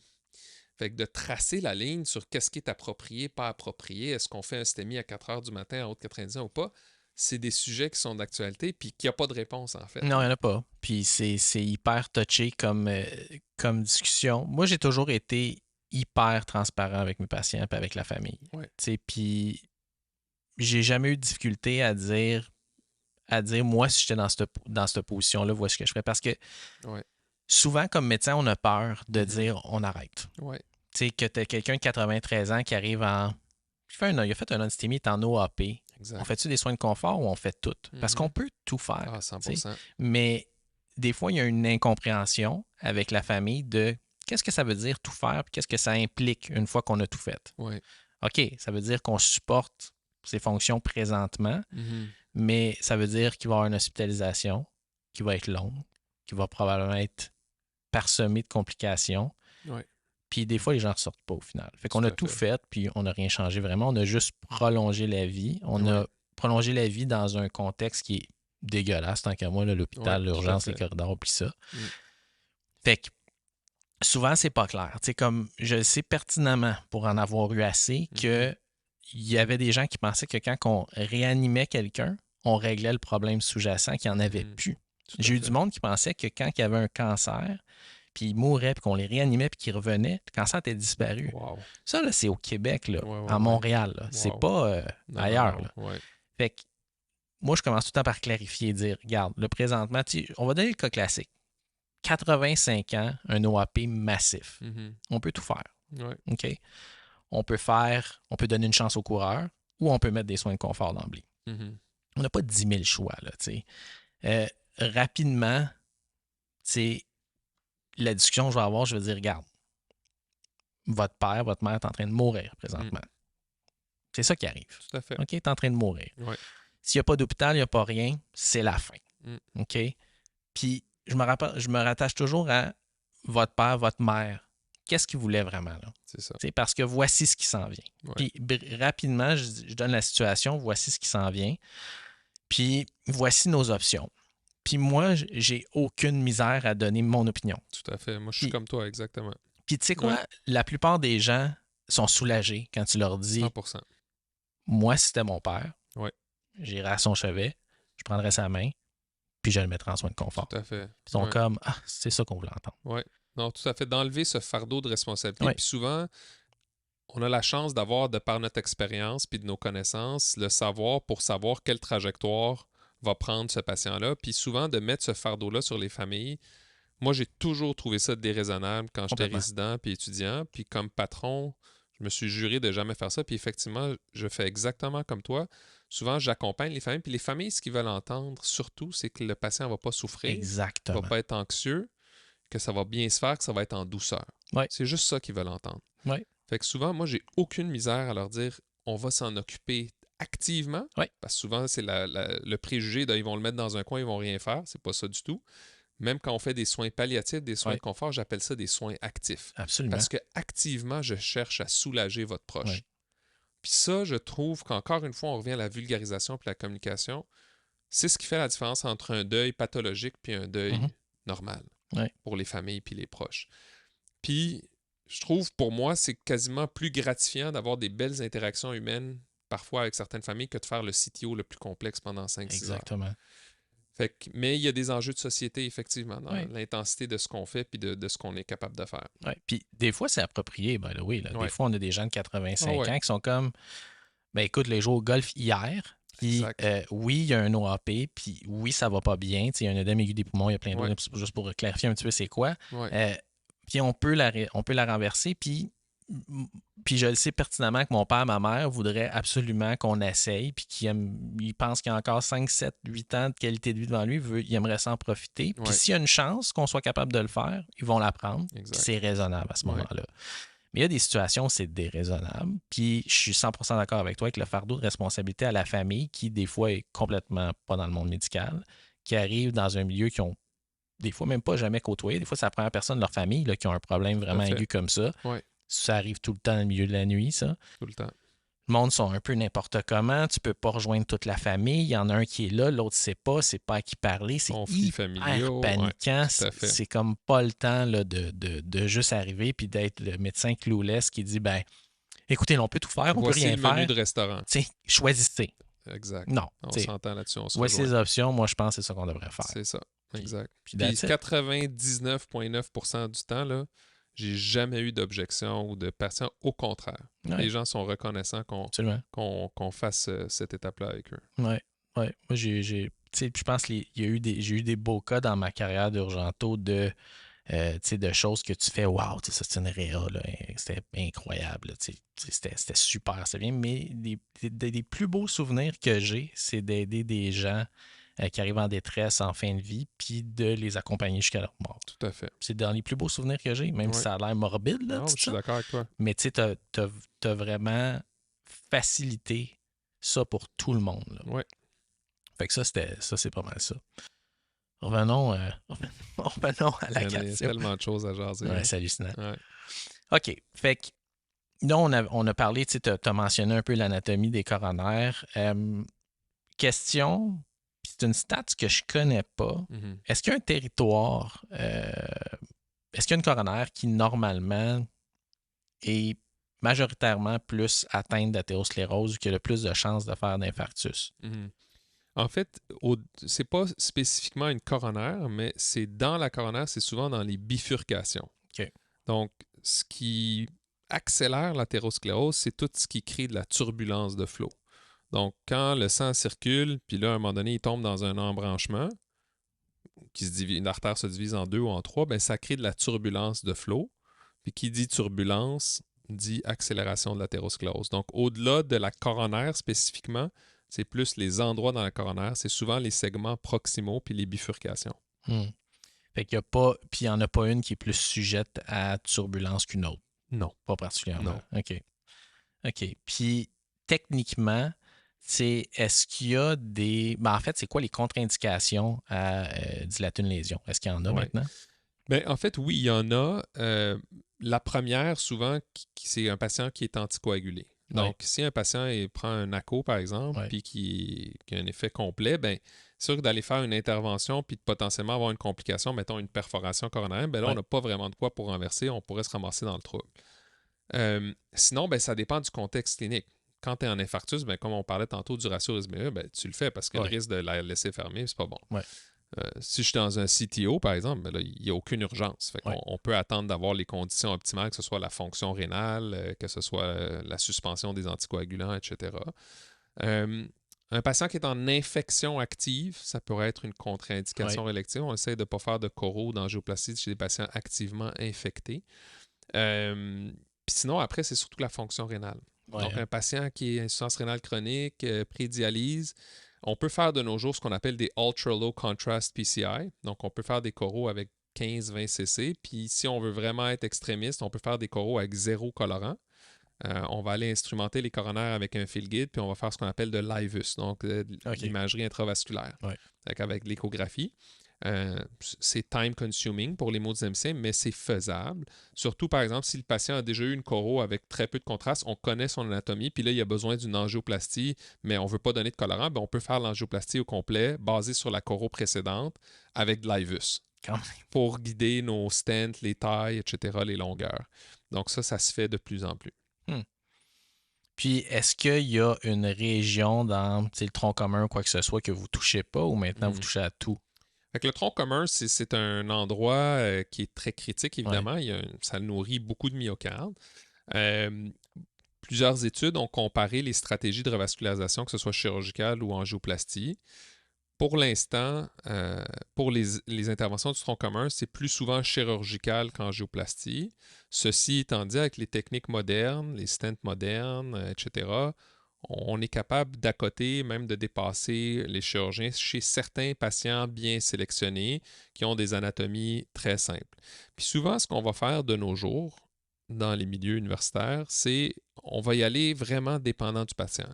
On ne fait pas de règle générale. Fait que dépendant de l'anatomie puis du patient qu'on a devant nous puis de nos relations avec nos chirurgiens, on va faire des projets hybrides, par exemple.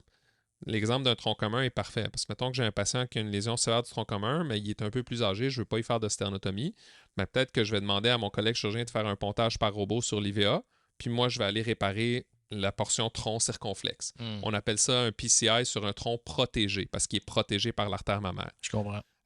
Donc, de plus en plus, on fait ce style d'intervention. Mais de nos jours, avec l'imagerie intracoronarienne, on est vraiment capable d'aller optimiser nos résultats d'angioplastie pour aller à côté, même dépasser certains résultats chirurgicaux à long terme. Je me rappelle quand j'étais résident, l'IVUS, c'était quelque chose qui était comme hot. Là, ça commençait, il y en a des hémodynamiciens qui commençaient à jouer avec ça, qui faisaient ça. J'avais vu une couple d'images, j'étais impressionné. Comment ça a évolué? Je dois t'avouer que j'ai perdu un peu le fil sur les indications, à quoi qu'on s'en sert, pourquoi. Comment ça a évolué, ça, dans les dernières années? De nos jours, il y a deux modalités d'imagerie. C'est l'OCT, Optical Coherence Tomography, avec un laser. En fait, c'est une résolution qui est plus élevée que l'IVUS, surtout pour l'intima. Puis il y a l'IVUS, qui nous donne une belle résolution pour la média puis l'adventice.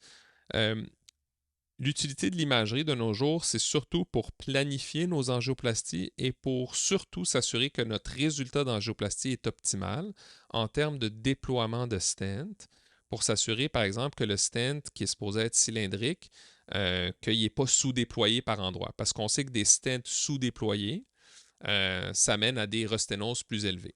Puis ce qui mène à un sous-déploiement de stent, c'est souvent qu'on a mal préparé notre lésion. L'exemple le plus classique, c'est une artère coronaire très calcifiée. L'imagerie va nous permettre de bien documenter la quantité de calcification et l'extension de la calcification pour mieux nous permettre de réparer ça en amont d'implanter le stent. Par exemple, on va utiliser des techniques comme le rotablator. Ça, c'est une drill qui tourne à 160 000 tours minute avec des microfragments de diamant pour aller pulvériser le calcium dans la coronaire avant d'implanter le stent pour m'assurer que mon stent va être bien implanté. On a une autre technologie maintenant qui s'appelle la lithotripsie, donc le shockwave balloon. Donc, c'est un ballon qui va émettre des ultrasons à haute fréquence pour aller aussi fragmenter le calcium pour nous permettre de mieux préparer nos lésions. Donc, l'imagerie va nous permettre de plus spécifiquement quantifier le calcium, entre autres, et surtout de nous assurer que nos stents sont bien déployés, bien implantés. Puis, y a-tu une modalité d'imagerie qui s'en vient qui va te permettre de faire ça de façon non invasive, la planification des angioplasties? Oui. Fait que ça, c'est un autre gros sujet. Donc, tout ce qui est la coronarographie non invasive. Donc, on peut faire des coroscans, Ouais. par exemple. On peut faire ce qu'on appelle le coroflow. Donc, c'est à partir d'un coroscan avec un scan haute résolution, on est capable d'extrapoler le flow dans la coronaire en fonction de la vitesse à laquelle le colorant voyage dans la coronaire au scan. Ouais. C'est pas super précis encore, c'est encore un peu à l'état de recherche. Aux États-Unis, c'est en train d'être utilisé de plus en plus. Mais le défi ou le problème de ça, c'est que mettons que le coroscan est positif, ben là, il faut que tu y fasses une coronarographie de toute façon. Fait que là, tu viens d'exposer le patient à une double de radiation. Par contre, pour éliminer de la maladie coronarienne, au lieu de faire une coronarographie, c'est utile. Donc, c'est un outil qui est très utile pour éliminer de la maladie coronarienne, mais quand il y en a, il faut quand même passer par la coronarographie. L'intelligence artificielle commence à pénétrer notre domaine de plus en plus, surtout pour l'interprétation des images d'imagerie. Ouais. Donc, par exemple, si je fais un OCT dans une coronaire, ben maintenant, la nouvelle interface qu'on utilise va intégrer automatiquement les mesures, puis va me dire, tu devrais utiliser un stent de telle taille, de telle longueur, puis tu devrais le mettre de là à là. Il faut encore évidemment vérifier tout ça, mais on n'est pas loin d'une étape où, une fois que les images vont être faites, l'intelligence artificielle va interpréter ça de manière très précise, puis va me recommander certains outils ou certaines tailles de stent, par exemple. Très cool. Très cool. OK. Fait que là, quand on parle maintenant des CTO, bon, tu parles, il y a. Juste avant, tu sais, une chose, je pense que c'est important que les gens voient. Tu sais, une coronarographie standard, OK, diagnostic. Oui. C'est quoi tu sais, on parle de risque-bénéfice, c'est quoi le taux de complication de ça? C'est en bas de 1% en général de complications majeures. Les complications les plus fréquentes, c'est ACV, infarctus. Décès, c'est 0,1%. C'est très, très rare. Mais souvent, c'est vraiment de disséquer une coronaire ou de la perforer. On peut avoir du sang qui s'accumule autour du cœur. Ça, c'est une des complications. On peut accrocher une plaque dans l'aorte puis l'envoyer au cerveau. Ça peut faire un ACV. Ou, justement, si on déchire la coronaire ou on perd le flot dans la coronaire, on peut induire un infarctus. Donc, c'est en bas de 1% le taux de complication dans un centre d'expérience. Puis, mettons qu'il y a une de ces complications-là qui arrive, c'est sûr, c'est opérateur dépendant à un moment donné, le centre aussi, l'exposition, le nombre de procédures qu'ils font, etc. Exemple, tu dissèques une coronaire, qu'est-ce que tu fais? Fait que plusieurs choses. La première chose, quand tu dissèques, qu'on apprend à nos résidents, c'est de ne plus injecter de colorant. Parce que plus tu injectes du colorant dans un flap de dissection, plus tu vas fermer ta vraie lumière, puis tu vas élargir ta fausse lumière. Donc, quand ça arrive, c'est d'essayer de garder ton sang-froid. Of course. Puis ensuite de ça, d'essayer d'aller amener du matériel pour fermer le flap de dissection. OK. Donc, souvent, ce qu'on veut dans ces situations-là, c'est d'empêcher la dissection de se propager. Ouais. Donc, on va aller, mettons, mettre un stent distal à la dissection puis proximal à la dissection pour empêcher la dissection de se propager. Puis ça, on va aller mettre un stent au milieu pour fermer le flap. En gros, là, c'est ce qu'on vise à faire. OK, quand même. Fait que tu te magasines 3 stents là, quand tu fais ça. Puis il faut que tu le fasses vite. C'est ça. All right. Puis les perforations des coronaires. Oui. Fait que les perforations, il y en a différents types de perforations. Il y en a certaines plus sévères que d'autres. Il y en a qu'on traite un peu avec un wait and see. On les met à l'unité coronarienne, on s'assure qu'il n'y a pas d'épanchement péricardique. Évidemment, si la perforation est très grosse, la première chose à faire, c'est d'empêcher la tamponnade. Hein? Donc, on va aller mettre un drain péricardique pour gérer cet aspect-là physiologique. Puis ensuite de ça, l'autre chose qu'il faut faire rapidement, c'est gonfler un ballon pour obstruer le flot à la perforation, à la zone perforée. Par contre, quand tu obstrues le flot, tu induis de l'ischémie, donc le patient tombe en stémie. Fait que pendant que tu occlues ta coronaire pour empêcher que ça saigne, là, il faut que tu amènes ce qu'on appelle un stent couvert. Donc, on a des stents. Les stents, normalement, c'est des mailles ouvertes. Mais on a aussi des stents avec des mèches dessus qu'on peut implanter puis qui vont aller sceller un peu le trou de la perforation pour rétablir une circulation dans le coronaire, mais plus que ça saigne dans le péricarde. En gros, c'est ça qu'on fait pour les perforations. OK. Fait que là, OK, fait que mettons, j'ai un très faible pourcentage d'avoir une de ces complications-là. Puis Ouais. ensuite de ça, d'avoir. C'est quoi après ça les gens qui, une fois qu'ils ont cette complication-là, Mhm. vont avoir des lésions ou quelque chose qui n'est pas réversible, tu sais.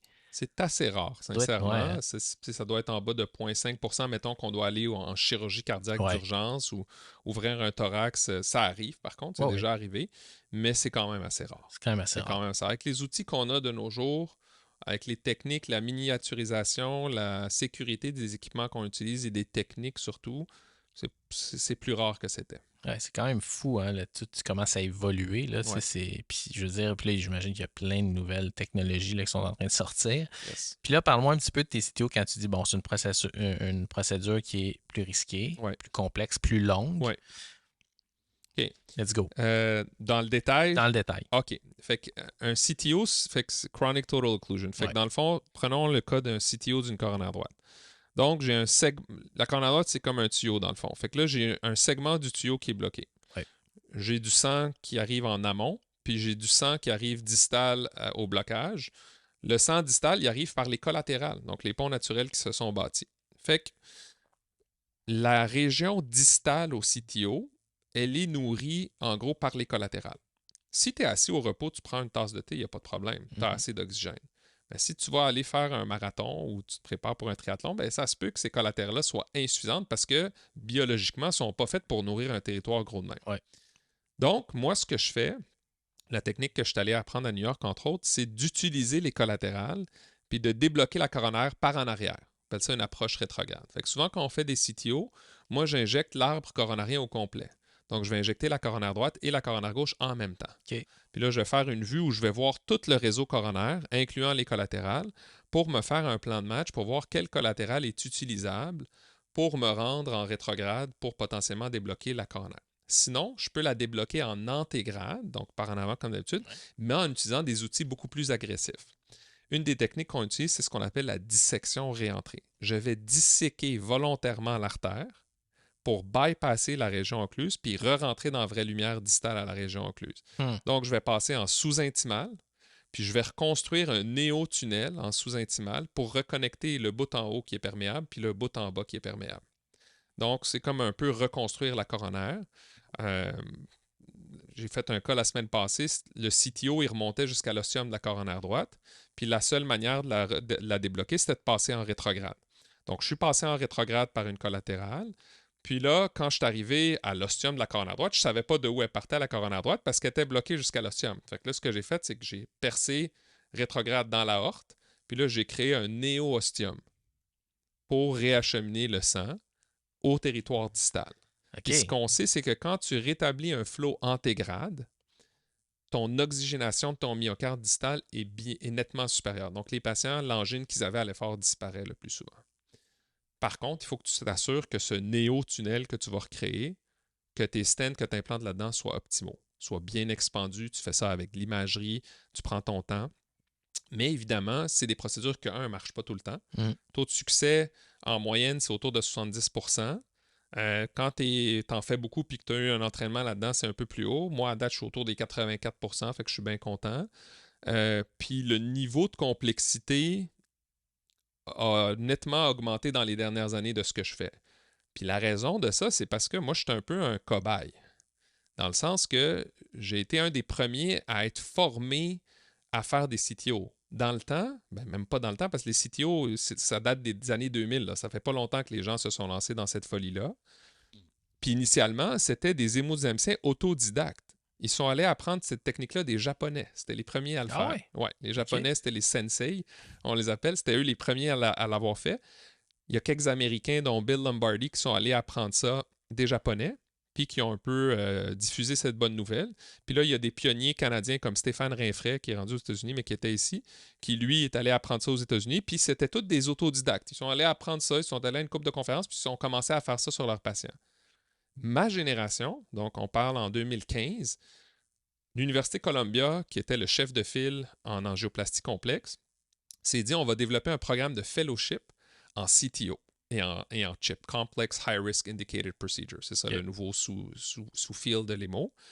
Puis ils se sont dit on va prendre des hémodynamiciens juniors, puis on va soudainement leur apprendre à faire les choses les plus complexes en émo. Puis après ça, on va les lancer dans la nature puis voir qu'est-ce qui se passe. C'était un peu ce gamble-là qu'ils ont fait les gens à Columbia.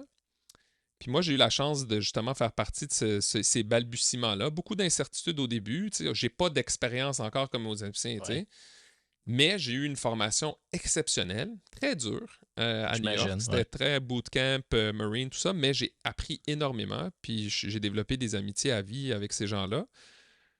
Puis après ça, quand je suis revenu, ben, comme on disait au début, ben, il y a une différence entre être le fellow de quelqu'un, puis tu l'observes, puis tu apprends, puis versus faire le cas toi-même. Ouais. Puis surtout que quand je suis revenu à Sacré-Cœur, ben, j'étais le seul qui faisait un peu ces CTO-là. Mes collègues qui ont énormément d'expérience en angioplastie régulière, ben, ils étaient un peu moins à l'aise avec ce genre de truc-là, C'est puis sûr. de manière compréhensive. Fait que j'étais un peu tout seul là-dedans. Fait que ce que j'ai fait, c'est vraiment, j'ai augmenté mon niveau de complexité de cas là, très, très, très progressivement.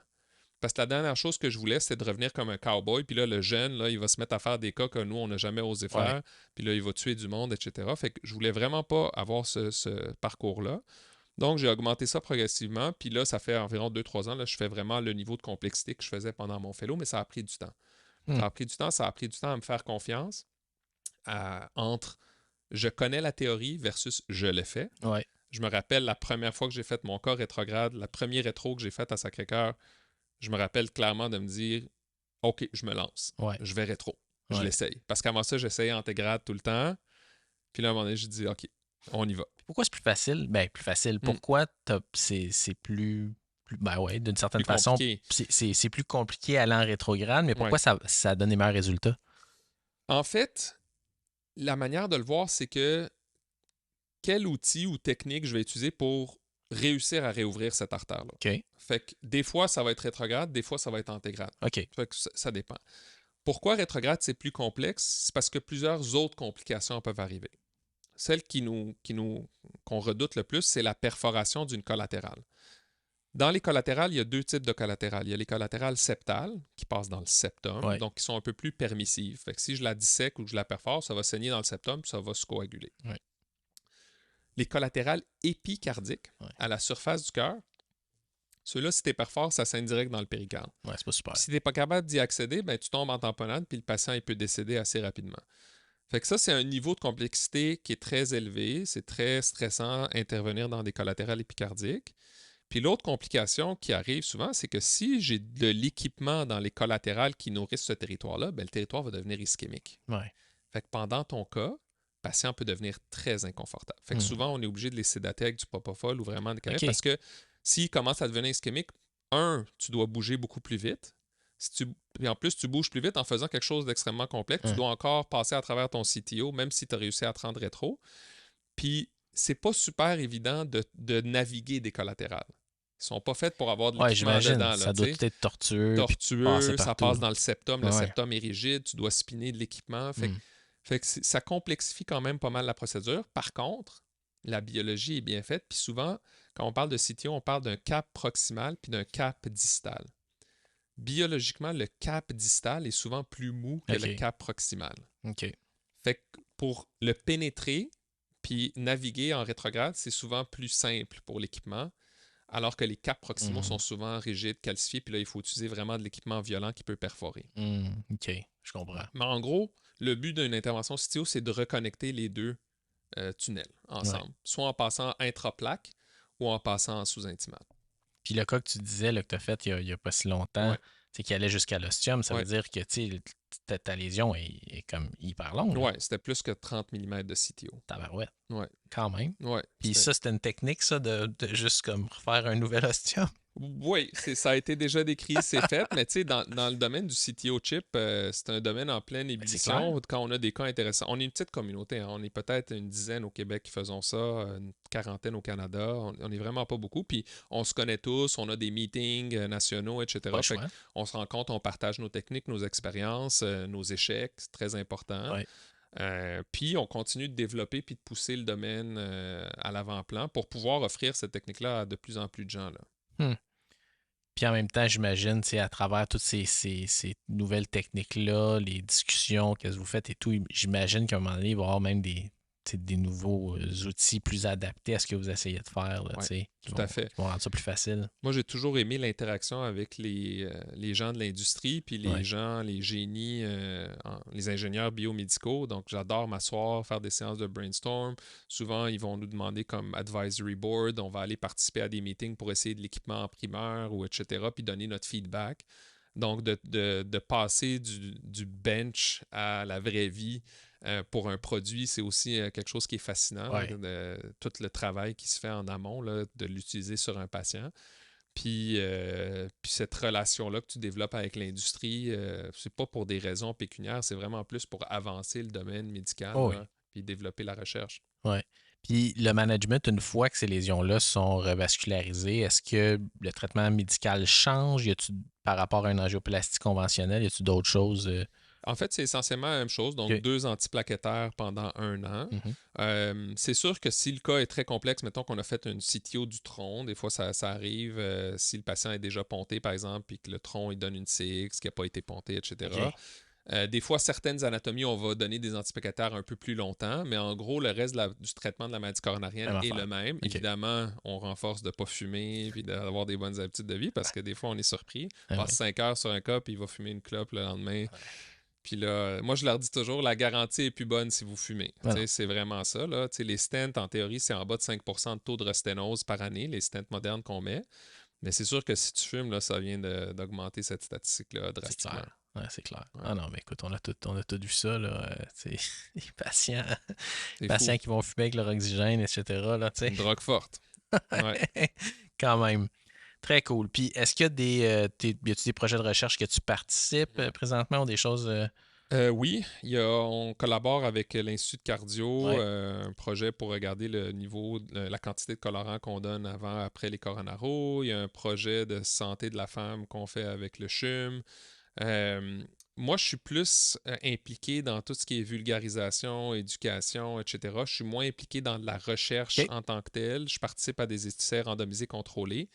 Euh, mais je contribue plus à la vulgarisation, chapitre de livres sur l'équipement, etc. Tout ce qui a trait avec Ah, l'équipement avancé, etc., ça, c'est dans mes zones d'intérêt.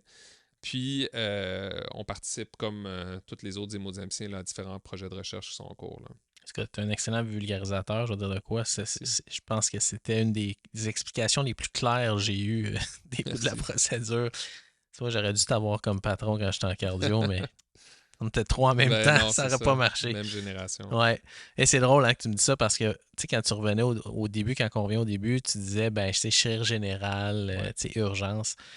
Moi, c'était chirurgie-cardio. Wow. Puis, contrairement à toi, moi, le contact à l'urgence est arrivé plus tard. Mm. Tu sais, après mon externat, c'était clair, là, tu sais, que je m'en allais, je voulais faire l'urgence, puis je voulais passer par médecine familiale parce que je voulais avoir des options plus tard. Puis, tu sais, j'étais assez solide dans Ouais. mes bottes, là. Puis je me suis dit, ouais, je pense que je vais être correct. J'étais très motivé, tu sais, comme résident, puis Mhm. j'en mangeais vraiment beaucoup. Mais moi, mon premier stage que j'ai eu, c'était en orthopédie. Mhm. J'avais vraiment hâte. Tu sais, je manuel, tu sais, comme Ouais. Ouais, ouais, j'ai vu j'aime ça, ta beaucoup, maison. Wow. j'aime beaucoup Ça, j'ai la, en admiration. Ouais. j'aime beaucoup la construction, etc. Fait que, tu sais, pour moi, j'étais comme, aïe, aïe, tu sais, c'est le rêve, là. Je veux dire, jouer avec des outils tout le temps. Ouais. J'ai fait ma première clinique externe d'ortho Mm. et j'ai dit non, Mm. no way. Non, ouais. C'était un travail à la. En tout cas, j'ai des amis orthopédistes puis je les salue, là. C'est un travail à la chaîne Ouais, là, ouais, ouais. de cas très, très similaires. Tu sais, pour moi, Mhm. la variété Ben oui. était vraiment importante. Puis j'ai fait, ah non, ok, non, ça, je peux pas faire ça. Tu sais, le Non. bread and butter m'intéresse pas. Ça, Exact. message aux résidents, Ouais. faites pas votre pratique médicale pour le 3% de fun que vous allez avoir Amen. de petites choses. Faites-le pour le bread and butter. Si Tout à le fait. bread and butter t'intéresse, Ouais. vas-y. Ouais. Go, tu vas aimer ta pratique. Mais si tu es là parce que tu as un intérêt pas particulier pour ce cas-là, tu vas être malheureux. Il 100%. faut vraiment, Ben oui. parce que c'est pas ça la Ben non, réalité. Là. on en parlait avant le podcast, mais tu sais, moi, ma pratique, là, j'ai l'air de faire des affaires funky, là, mais 75% de mon temps au travail, je suis cardiologue général. C'est ça. Je traite de l'insuffisance cardiaque, je fais des consultations à Fleury, puis à Sainte-Agathe, puis je suis un cardiologue général avant tout, et de temps en temps, je peux pratiquer ma surexpertise, mais effectivement, tu as 100% raison aux résidents qui écoutent ça, là, bread and butter. 100%. Puis, ben, ce qui m'avait poussé vers l'urgence initialement, c'était vraiment la variété. Mhm. Le fait que, ben, tu sais, t'es toujours un peu surpris de ce qui va arriver. Tu vois des affaires qui sont incroyables. La camaraderie aussi du Ouais. milieu, Ouais. l'urgence, c'est une espèce de côté un peu plus relax. Même si tu es dans un environnement de stress ridicule, Ouais. il y a toujours eu une espèce de, de, Ah ouais, de on le fun, voit. là, tu Ah, sais. c'est clair. On le voit. Quand on va à l'urgence, on le voit qu'il y a une énergie entre Ouais, les urgentologues, les infirmières. Vous avez vraiment, c'est comme une famille, là. Tu sais, c'est vraiment tissé ouais. serré, là. On le voit, Ouais, cette énergie-là. ça a toujours été cool. Moi, c'est ça qui m'avait accroché, puis la variété.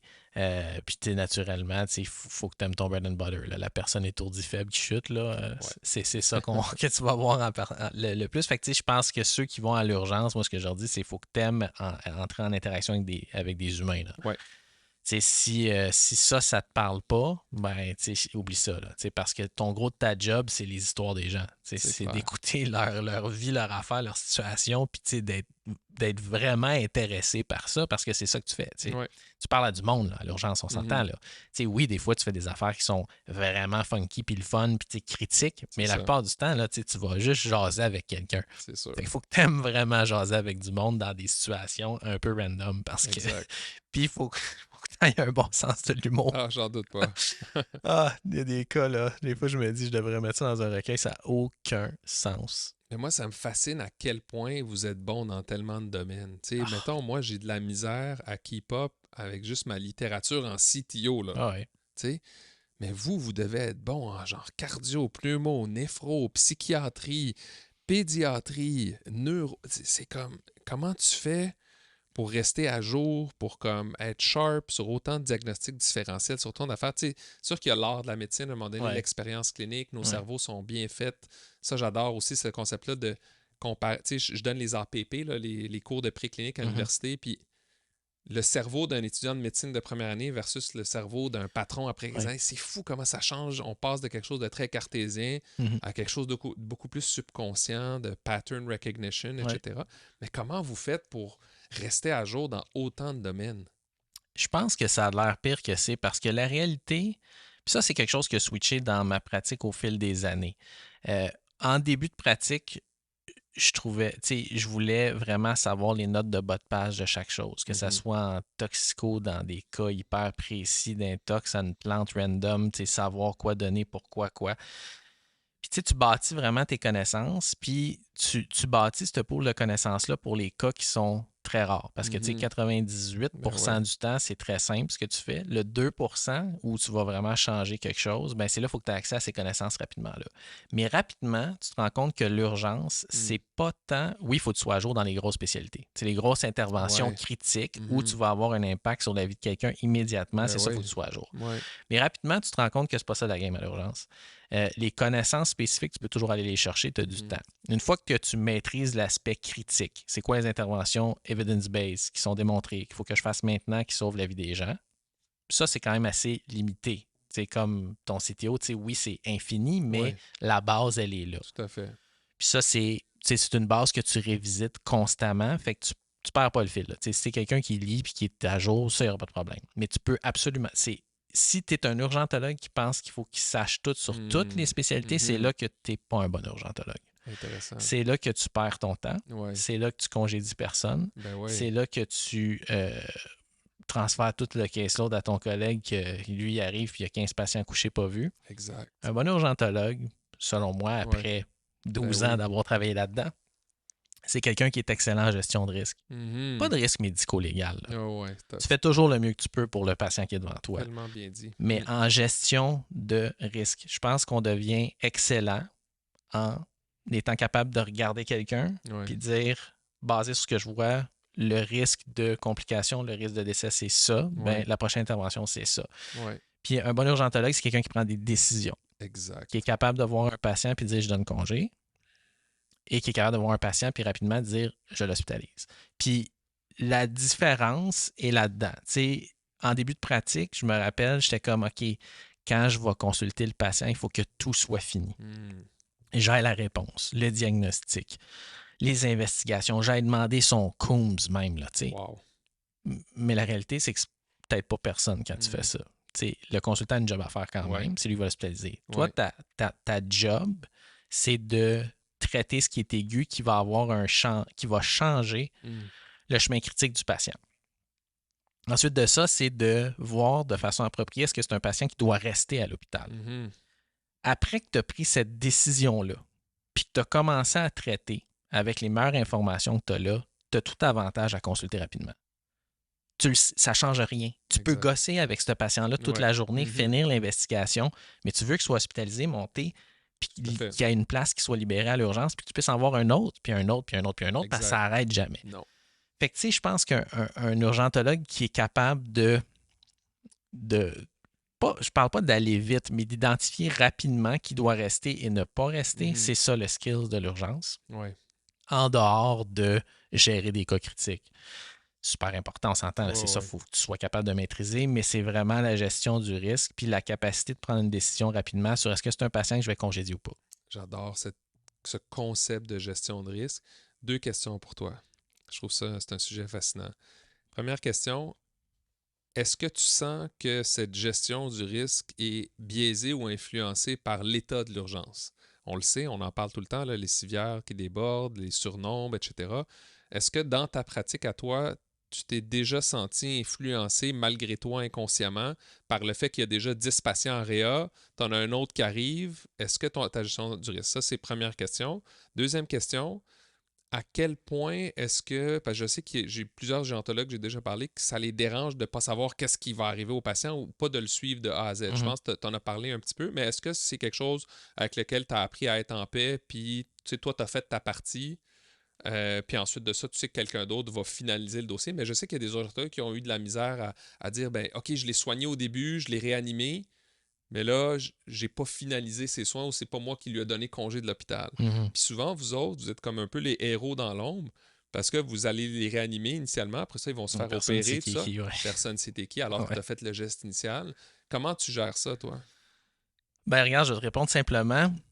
Ce qui a fait que j'ai quitté l'urgence, c'est justement que je trouvais que j'avais plus de contrôle sur la gestion du risque des patients. L'environnement était rendu, puis je salue mes collègues qui font de l'urgence là, au Mhm, centre-ville. Une des raisons qui m'a dit OK, c'est assez, mhm. c'est l'aspect de j'avais plus l'impression que je pouvais gérer le risque adéquatement avec les outils que j'avais puis les Ouais, conditions que j'avais. ouais. Quand c'est rendu que c'est toi qu'il faut faire les prises de sang d'un patient là, Wow, qui est stationné dans un corridor, c'est pas normal. wow. OK, ça, c'est pas normal. Non. Fait que l'environnement, à un moment donné, devient tellement risqué, puis tu te sens un peu comme imposteur, Mhm, puis tu te dis à quoi je sers, là, moi, là, ici, là, tu sais? mhm. Est-ce que vraiment j'ai la capacité de pouvoir changer la trajectoire vraiment de ces patients-là? C'était plus clair à la fin. Il y a d'autres raisons pourquoi je ne fais plus de l'urgence, parce que tu sais, j'ai vraiment un intérêt à la prévention, puis je me rends compte que si je ne veux pas que les patients se ramassent à l'urgence, je pense qu'il y a quelque chose à faire en amont vraiment plus intense. Ouais. Puis ça, puis tu sais, après, moi, je te dirais, mes trips dans ma vie, là, ça dure à peu près 10 ans. J'ai fait 12 ans d'urgence à fond. J'ai quitté quand j'aimais encore énormément l'urgence. Mais un des facteurs qui m'a dit, puis sais-tu, je pense que ça ne convient plus, Mhm. c'est cet aspect où euh, c'était rendu où le risque était plus un risque à gérer aux patients, mais c'était un risque environnemental. Ouais, Tu sais, tout à je suis fait. plus sûr que l'hôpital était sécuritaire pour ce type de patient-là. Puis ça, c'est Ouais, comme un problème. Là, c'est clair. là tu te dis, attends une minute, là, tu sais, je veux bien aider, là, mais je pense que ce qui va les aider le plus, c'est qu'ils ne se ramassent pas à l'urgence. Mhm, Fait que ça, je te dirais, c'est ça. Mais c'est sûr que, outre ces circonstances-là un peu plus extraordinaires, qui sont vraiment plus dans les dernières années, le fait qu'il y ait 15 patients pas vus, quand mhm. tu arrives, mettons, dans un chiffre de nuit puis tu es tout seul, Ouf, ça change évidemment comment tu gères les patients. Puis c'est tu n'as clair. pas le choix de changer comment tu vois la médecine d'urgence à ce moment-là. Puis moi, c'est les nuits en début de pratique qui ont été très formatrices parce que rapidement, tu te rends compte, OK, non. Je ne peux pas voir un patient, faire l'histoire comme un externe, faire mes prescriptions, avoir 8 diagnostics différentiels, puis après ça, Impossible. passer au prochain, ça ne fonctionne pas. Impossible. Fait que, tu sais, ça a vraiment été comme moi, ce que ça m'a fait faire, c'est une approche un peu comme on a en trauma, où tu as une évaluation primaire puis secondaire. Puis c'est comme ça que je vois l'approche de manager un chiffre à l'urgence, c'est que tu évalues de façon brève, Mhm. initialement tes patients pour avoir comme un triage plus, de dire, OK, il a été trié, il est sur la civière, ce patient-là, est-ce qu'il va mourir aujourd'hui ou pas? Exact.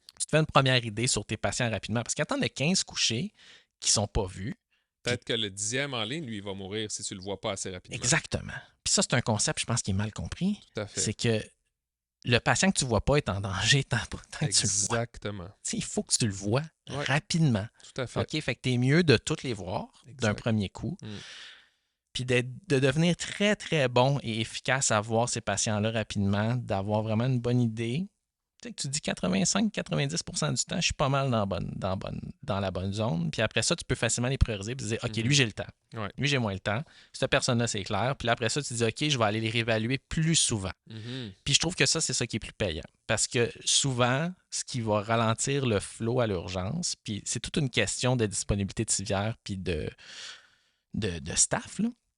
C'est justement de faire une approche très junior que je considère, qui est de voir un patient, de dire, OK, je l'ai vu, tout le kit, puis je me suis fait une idée. Mais tu sais, finalement, le 15 minutes que tu as passé de plus au chevet, ça a peut-être augmenté ton yield diagnostic de 6 7 Fait que tu as perdu tout ce temps-là. Puis là, quand tu vas retourner voir le patient en fin de chiffre parce que tu as été tout mal organisé puis que là, ça n'a pas été comme tu pensais puis ils ont rentré des cas quand tu n'avais pas le temps, tu vas retourner voir ce patient-là, tu vas voir tes résultats d'investigation, tu vas dire « Wow, je suis en gauche. » Exact. Puis là, il faut que tu recommences. Fuck. Puis là, tu sais, qu'est-ce qui arrive? Ben là, tu es en fin de chiffre. Finalement, tu transfères ça à ton collègue. Là, ton collègue est pogné avec une prise en charge un peu boiteuse. Oh oui, tu as fait une belle note de 4 pages, mais tu étais à côté de la traque. Tu t'en es rendu compte 8 heures après le début de ton chiffre. Ben, c'est ça qui cause que les urgences débordent. C'est qu'il n'y a pas de décisions qui sont prises rapidement. Je suis d'accord avec toi. Fait que, tu sais, j'ai cette approche-là. Je ne dis pas qu'elle est parfaite, mais c'est une approche peaufinée au fil du temps qui, à la fin de ma pratique d'urgence, je te dirais dans les 4-5 dernières années, je pense que j'étais rendu pas pire là-dedans. De voir une situation, l'enligner comme du monde, puis de réévaluer souvent, puis à la fin, de se rendre compte de tes mauvais coups vite. De dire, OK, non, ça, c'était pas ça du tout initialement, voici la surprise, mais je vais intervenir, je vais régler mon cas, puis je vais avoir une disposition claire avant la fin de mon chiffre. Puis pour ce qui est de l'aspect de pas savoir, puis de pas... de pas finir le cas à la fin de l'hospitalisation, par exemple, d'avoir une espèce de closure avec ton cas. C'est surtout, je te dirais, dans les premières années, tu veux vraiment tout savoir sur tous tes cas, puis j'encourage tous les urgentologues puis les médecins qui commencent à aller voir dans les dossiers qu'est-ce qui s'est fait à l'hospitalisation, c'était quoi tes bons coups, tes mauvais coups, qu'est-ce que tu as manqué, parce que tu vas en manquer plein d'affaires. C'est clair. Justement parce que c'est tellement vaste. Puis de te faire vraiment ton expérience, puis de voir, puis de faire ça à ce moment-là. Mais rapidement, tu vas garder des numéros de dossier par intérêt, de dire, ce patient, je veux savoir comment il a évolué. Mais rapidement, tu fais le deuil sur, le monde ne savent pas t'es qui, là. À part quand tu vas réduire une épaule, puis ils sont bien contents. Je veux dire, des in and out, c'est des affaires fantastiques que tu fais, il n'y a pas grand-chose. C'est souvent, le patient il arrive, il est inconscient. il n'a aucune idée qu'il est passé à l'urgence. Ça, tu fais ton deuil rapidement comme urgento. OK, intéressant. On était à combien de temps? On s'était dit 2 heures, 1h56. C'est parfait, ça. On va parler encore 1 heure, mais... C'est fou, hein? Il va falloir faire une deuxième ronde. Yes, sir. Je te remercie infiniment d'avoir jasé avec moi de cardio et d'hémodynamie pendant tout ce temps-là, à la fin d'une journée que tu n'as pas fini encore. Ça fait plaisir, Julien. Écoute, c'est important ce que tu fais. J'adore ton podcast. Puis si j'ai pu contribuer à vulgariser un peu ce que j'aime tant, ça m'aura fait grand plaisir. Merci beaucoup. All right. Ciao. Le contenu fourni dans ce podcast est uniquement à des fins éducatives. Il n'est pas destiné à remplacer un avis médical professionnel, un diagnostic ou un traitement. Consultez toujours votre médecin ou un professionnel de la santé qualifié pour toute question concernant une condition médicale. Ne négligez jamais un avis médical professionnel ou ne tardez pas à le rechercher en raison de quelque chose que vous avez entendu durant un épisode. Aucune relation médecin-patient n'est établie en écoutant ce podcast. Les informations, points de vue et opinions exprimés pendant les épisodes sont ceux des individus impliqués et ne reflètent pas nécessairement les lignes directrices en place. Le contenu des épisodes ne doit être utilisé en aucune circonstance à des fins légales, y compris, mais sans s'y limiter, à l'établissement d'une norme de soins au sens légal ou comme base pour un témoignage d'expert. Aucune garantie n'est donnée quant à l'exactitude des déclarations ou d'opinions exprimées dans ce podcast. Tout le contenu du site web julienmd.com ainsi que le podcast est dédié à améliorer la qualité de vie des gens en fournissant du contenu scientifique, accessible et concret. Il est essentiel pour moi de fournir le tout sans dépendre de publicité ou placement de produits pour des raisons évidentes de conflit d'intérêts. Notre travail est entièrement possible grâce à nos membres. En retour, on leur offre du contenu exclusif et des avantages supplémentaires qui dépassent largement ce qui est disponible gratuitement. Pour nous supporter, allez au julienmd.com dans la section « Devenir membre » où vous trouverez aussi tous les avantages liés à l'adhésion. Vous pouvez me trouver sur Instagram et YouTube @JulienMartelMD.